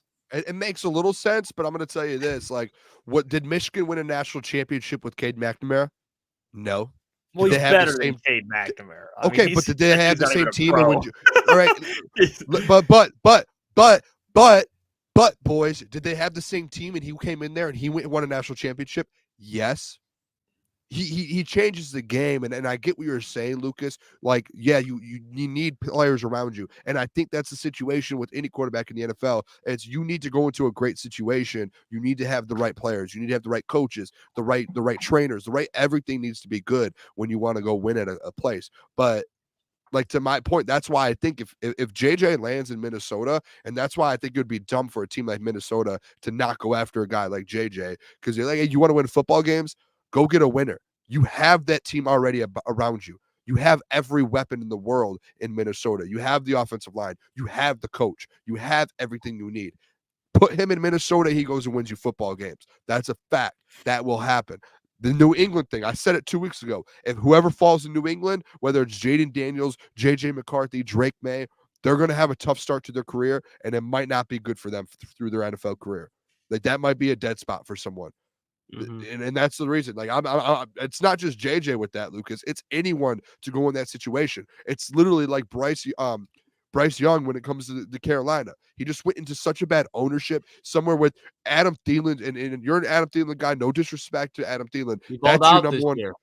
That's your number one. I know, but that's your number one wide receiver. You were never going to go out there and win football games with that. You were never going to be put in a good position. That was why CJ Stroud was in such a good position in Houston. If Bryce Young went to Houston, I'm not saying they would have had the same year. Bryce Young would have had a better rookie year than he did this last year in Carolina, because he would have had Tank Dell, Nico Collins. He would have had the D'Amico Ryans. Like, it is such a situational thing here with quarterbacks. Like, I think if JJ gets the right position, you don't want to pass on him. But if he goes to New England, I think he'd be better off going to Washington than New England, because I think Washington has better weapons and a better structure with the new ownership and everything now in Washington than New England. So I don't know. And Bryce Bennett put it like Jared Goff. I don't know if he's talking to us, but like Jared Goff, great position here in Detroit. Guess what? Winning football games, being successful. He's a winner. Knows how to win football games. That's what it is. They weren't talking about it. I get that. For sure, but like, I just think like there's just winners. There's just people who know how to win football games. Yes, and he just has done it, and that's just like he had to hand the ball off 30 times versus Penn State. He didn't even complain, nothing. Like, some quarterbacks would be like, hey, whatever. No, he turned around and said, all right, when it comes time where I have to make the plays down there in the national championship game and the semifinals versus Alabama, I'm gonna step up and make those plays, even though I haven't been doing that all year. I'm going to step up and make those plays. And he's done that time after time after time. So, guys, can we agree on this, Booner? Let's just be honest. Take the bias out of it. Can we agree on this, though, Booner? And this is why I've always been a little bit lower on JJ compared to like the Drake Mays. I think JJ, out of all the quarterbacks in this class, obviously situation matters for all of them, but I think for JJ, situation matters the most out of all of them. I think you know what? No, I disagree. I think it matters with every quarterback, unless you're. I agree. Yeah, I think every quarterback, it matters the same amount. That's why, like, when Jeff brings up these percentage things with quarterbacks hitting, like, that's why there's only 1 or 2 a year that hit, is because there's never good situations. And there's not good quarterbacks. Let's get that clear too. It's not just this quarterback could have worked if he was in the right situation. Like, not this. I think situations matter a lot more than we think. They do. But then there's like your bust. Yeah, there's the Josh Rosen of the world. Yeah, Sam like Trey Lance. Yeah, like, it's not everything situation. It's definitely part of it. Here's where I'm at with JJ. I think JJ's talented, certainly. And that's why I'm more aligned with Lucas. And it's not that I don't think JJ will be good, because I think he will be. I think situation, kind of to Lucas's point, matters a little more, given you look at a guy like, Josh Allen or Joe Burrow, guys that can kind of make the city, like Cincinnati before Joe Burrow got there. And look what he's done to Cincinnati. Now it's like they're a perennial contender, and they're a team that every year they're going to be a contender, because you look at it and you say, that's Joe Burrow. That's his team. And they have a good situation, certainly. But JJ, I think it matters a little more. I just, and I'm curious, maybe I'm wrong on this, but I think situation matters for a lot, every quarterback, obviously. But like Caleb Williams, you look at Chicago, not saying, and again, Caleb's in his own tier, but I'm using him as an example, right? Or you can, if you like Drake May or Jane Daniels, whoever, but I'll stick with Caleb. You look at Chicago and you're like, they've never had a good quarterback. Like, what do you think? The Windy City, you think he'll succeed? Yes. I think he'll transform Chicago and make them a great team because they're also a good situation, but also because he's that good. So I think Caleb could succeed in Washington. I think he could succeed in Chicago. I think he could succeed in New England. I'll even say that. Maybe not to the same level, but I think you put him in New England, he'll figure it out. It'll take a year or two, but eventually he'll be fine. Like that's where I'm at with certain quarterbacks, if that makes sense. This is my thing because the Josh Allen, the Joe Burrow, like, dude, all right, this is what I'm saying. Caleb Williams, we have to take that out of the picture because this is like a thing to where people are like, he's 1A and he's been 1A for the last 2 years since he's won the Heisman. So, like, to me, that's just irrelevant in that. Like, the JJ thing, like with Joe Burrow, with Josh Allen, these quarterbacks that have turned franchises around, like Josh Allen played at Wyoming. He didn't win a ton of football games. Joe Burrow did win a lot of football games, but he showed what he could do. The thing, like the bottom line with all of these guys is they have an insane arm and they can move on the ground. Yep. Like a Josh Allen, he can make plays on the ground. I think we're getting to this point now with the J.J. McCarthy to where he went to a school like Michigan to where, and as much as you guys don't want to admit it, as much as people around the media don't want to admit it, there are a lot of people who use that as a bias and they ran the ball. He wasn't in this. And there's a little bias in Michigan on the side here to where we blind ourselves a little bit and people blind themselves a little bit to say, how good of a quarterback is he actually? The two things that we look at in quarterbacks in today's NFL is arm strength and can you run the ball and what is your ground game like? J.J. McCarthy has both of those at a pretty high level. At a very high level. True. And I think it's gotten to a point to where so many people want to criticize JJ and he's been moving up and people want to find like, why is he moving up? We have to find something that's negative. He went to Michigan. He won a national championship. How have national champions been in the NFL? How has this happened? I don't care about any of that. What I care about is, one, that man has an absolute elite arm and a cannon. And if there's mechanic issues, you can figure that out in the NFL. I'm sure Josh Allen had some. I'm sure there's other quarterbacks that are really good right now that have had some. But that's something you can't teach is arm talent and what he has with his arm. That's something that Josh Allen and these high-level guys have. And that's what you want. That changes a franchise. And number two, he's mobile. And that's something as well you don't teach in the NFL. That's skill. And you can teach schemes. And guess what on top of that he has, Jeff? Guess what he has? He has a brain. When he sits down in those meetings, he kills the meetings and he draws all the schemes up. He knows exactly what to do. And number four, he knows how to win football games. Mm-hmm. He has every single thing that you're like, well, Josh Allen did this, Joe Burrow this guy this. He has all of those. Where are we getting to the point to where it's like, but I just don't know about it. Guys, let's just keep it very. Can I respond and be 100%? And like, this is no bias involved. Even Ohio State. But this is where I keep it simple. He has everything that we preach about in a quarterback, but there's just like, I don't know, man. There's still something about that kid. There's just something in there. This is the something, for my opinion, because everything you said, Booner, is correct. He has all the attributes. But when you're taking about a quarterback like J.J. McCarthy and then transitioning him to the NFL, that is a huge adjustment when you're talking about a guy who has not ran an NFL. And for every player that's getting drafted, not just J.J., even Caleb. When you talk about conversations? I'm not trying to cut you off. I'm just saying. When you talk about the Joe Burrows, the Josh Allens, Joe Burrow played in a NFL offense. He was throwing the ball all the way around the field. Josh Allen, he was slinging the ball all the way around the field. They played in offenses where you could see that they could push the ball down the field already. So that transition for them, even if they weren't as smart as JJ, physically they were able to transition to the game faster because they've been doing it more. JJ has not been pushing the ball down the field, and when he does, he shows he doesn't have touch. Touch is something that goes a long way with accuracy when you're talking about fitting into beating a cover two and zipping in between the safety and the corner. And I understand that that's easy to adjust to, but when you're talking about, okay, now to NFL speed compared to even just Big Ten, that's why, in my opinion, a lot of these Big Ten quarterbacks don't pan out because you're playing in cold weather. The game is not as fast as it is. So CJ Stroud, all the Ohio State quarterbacks, The best Big Ten quarterback before C.J. Stroud was Kirk Cousins, and he was a third-round pick. And it was because he got drafted in a good system. He sat behind RG3, developed, and got Never traded. seen a quarterback So my like whole JJ in the Big Ten. That's not, you can go look at a lot of Ohio State quarterbacks, a lot of intangibles. You look at like the Terrell Pryors of the world, like intangible galore. But back to my point is all these quarterbacks, they didn't have that speed to develop to. So JJ, that's why I say situation matters the most, because he needs a system where it can slow the game down for him. In New England, you're fucking it raw. Like you're just going in raw. And it's just like, okay, that adjustment just got a whole lot steeper now. Like you got to be able to do it now. He's a quarterback that I think the game has to develop for him. And I think going and just saying like, yeah, he can do it like the Josh Allens. I think it's like, you can say that, but that's a big risk when you go back and you watch the film of what he's done down the field. And you're a quarterback, you got to push the ball down the field. You fellas can keep hating. You guys can keep hating. It's not even hating. Like I think you're just a lot higher on I love it than we are.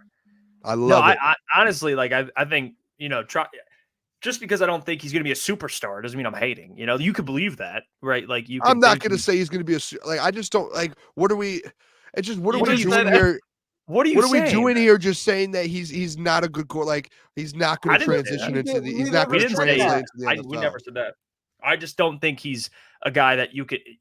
He's like 935-115 in the chat. Mac Jones. He is so much better than Mac Jones. Like so much better. He is so much better than some of these guys that have got drafted high. He's so much better than Kenny Pickett. There's guys that have got brought in and have kept NFL jobs for years, and they've been so bad.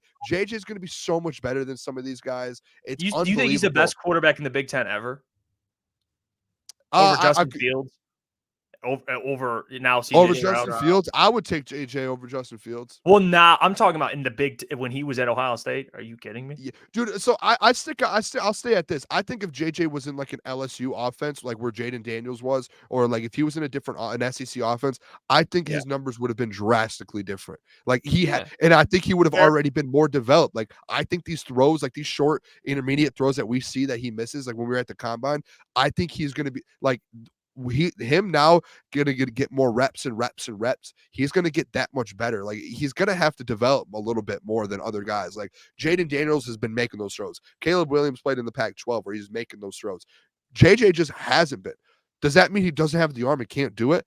No, like he has that same arm. It's now he needs to go get the reps and he needs to get better at it, which he will. And to Lucas's point, gets in the better situation and he will. And that goes on top of it. He has the ground game and he's been killing it in the meetings, which is another plus that other guys you're not hearing out of other guys. Like to me, it's once that arm and he gets down to where he's throwing like those other guys, he could be just as good, if not better, because he's better mentally, because he wins football games and he's good he's good in film and he's good in that. Like, do you see what I'm saying? Like, that's why I'm a little like, that's where I'm taking away to where the only knock on him is he hasn't made these throws yet. That's the only knock. And we don't know how accurate he is. Like if you put him next to Jaden Daniels and Drake May and Caleb Williams, that's the knock, correct? I mean, so when he gets that, he has the potential to being better. Yeah, and they just look at what he was asked to do at Michigan, and then you look at the game like Bowling Green, for example. It's like, what happened? Like where was that JJ and that? You know what I mean? So I get it. I don't hate JJ. I think he'll again. I just think situation. I think he's going to be fine in the NFL. Yeah, I think he'll be fine. I don't know. Maybe me and you differ in what his career could look like in terms of like what he can be. Like I'm curious. I'm curious. The more we talk about it, like the higher he goes. I'm just interested to see where he ends up getting drafted. I think like Minnesota would be dumb to not try and chase after him and go get him because they want a winner and they want someone like that. If he goes to the Patriots, that's where I get a little. A little worried. So, Mailbag though, baby, let's go. Yeah, that was a great conversation. Yeah, that's why I was trying to be peaceful there, level-headed. I don't want you to think because we disagree we don't like him at all and he's going to stink. I don't think he'll stink. I think you guys hate him and you think he's going to be the worst quarterback in the NFL. I think Lucas too. Yeah, he'll be. Hey, he's better than Davis Mills. I'll tell you that. If Davis Mills ever sees he's a starter. What was the comp that I got from someone gave him to me?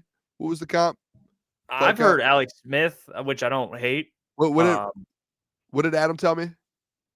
Ryan Tannehill. Disrespectful. unbelievable. Yeah, if you're Disrespect. drafting Ryan Tannehill at 2 or 3, yeah, he's not. Now, do you see why I get a little heated when it comes to the JJ stuff? Yeah, It 'cause feels you like think there is a side of gonna be better. disrespect to it. Well,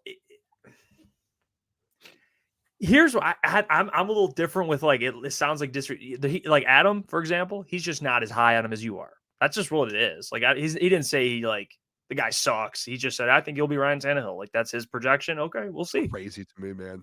I know. Even if you That's don't, tough.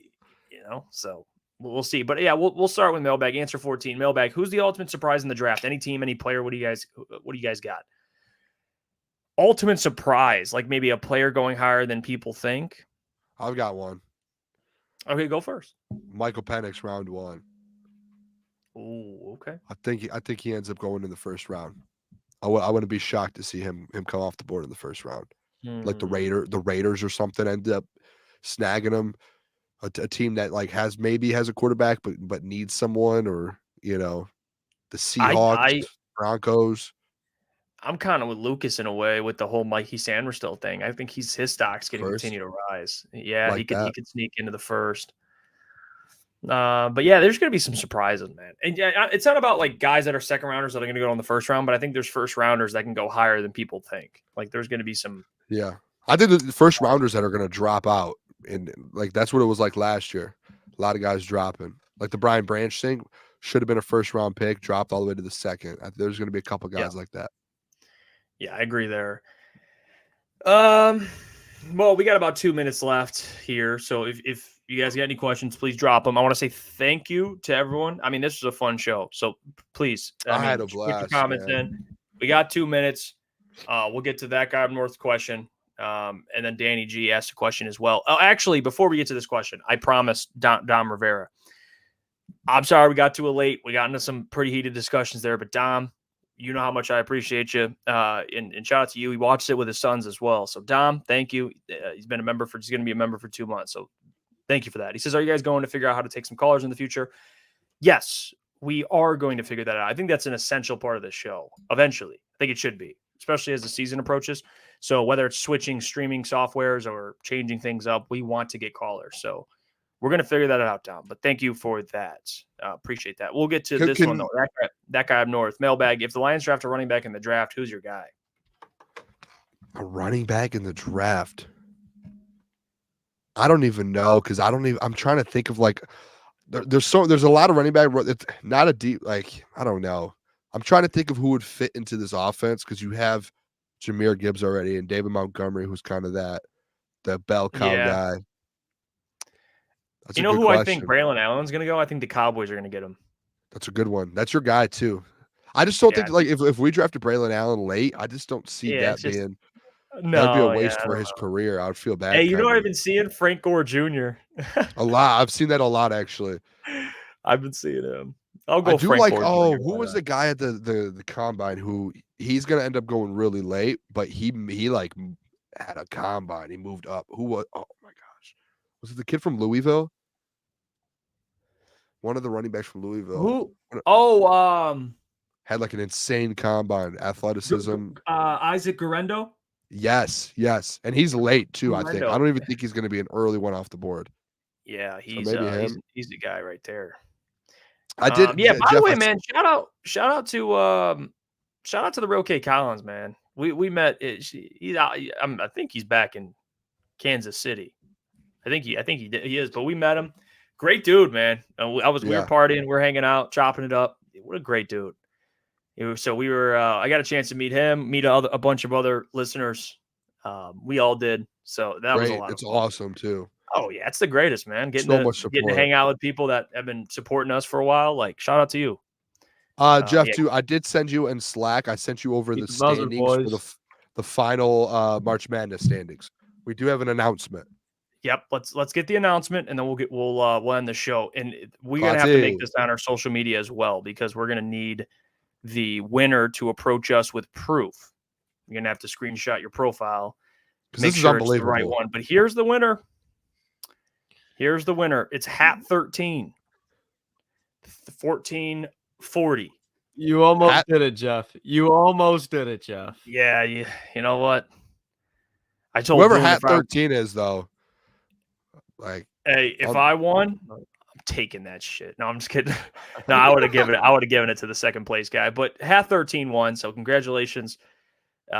Whoever it is, again, I don't know the names. You got to PM us and show proof it's you, because I'm not trying to, have people. Hey, it's me. I'll take the. But you win 4 Tigers tickets, I believe. you should be able to just screenshot if you zoom out on that picture, Jeff, real quick, like how I screenshotted this from my phone. You can see mine's at the top there. You should be able to screenshot to show that, hey, that is yours. Like that's your bracket. Yeah. So and do that. and send us that screenshot. But Benji, hey, we had some guys. Benji came. He was in 7, tied for 7th. You're killing me, small 69. ESPN fam, DDE, Weez, picks, C-Cop stocks. I mean, it was a battle. It was a battle. I was in there. I was in that battle. I got 18th. I was far off. But yeah, that'll do it for today. Appreciate you guys. We'll catch you tomorrow. Macaroon Wednesdays. Oh, Ken Phil. Thank you for the $5. Says for Lucas's Wi-Fi. Well, still go Wings, baby. Yep. Appreciate it, baby. Go Wings. Thank you for that, Phil. Thursday. TV, bye. We'll catch you tomorrow. Hey, Wednesdays with Love John you guys. Macaroon. Be there, be square.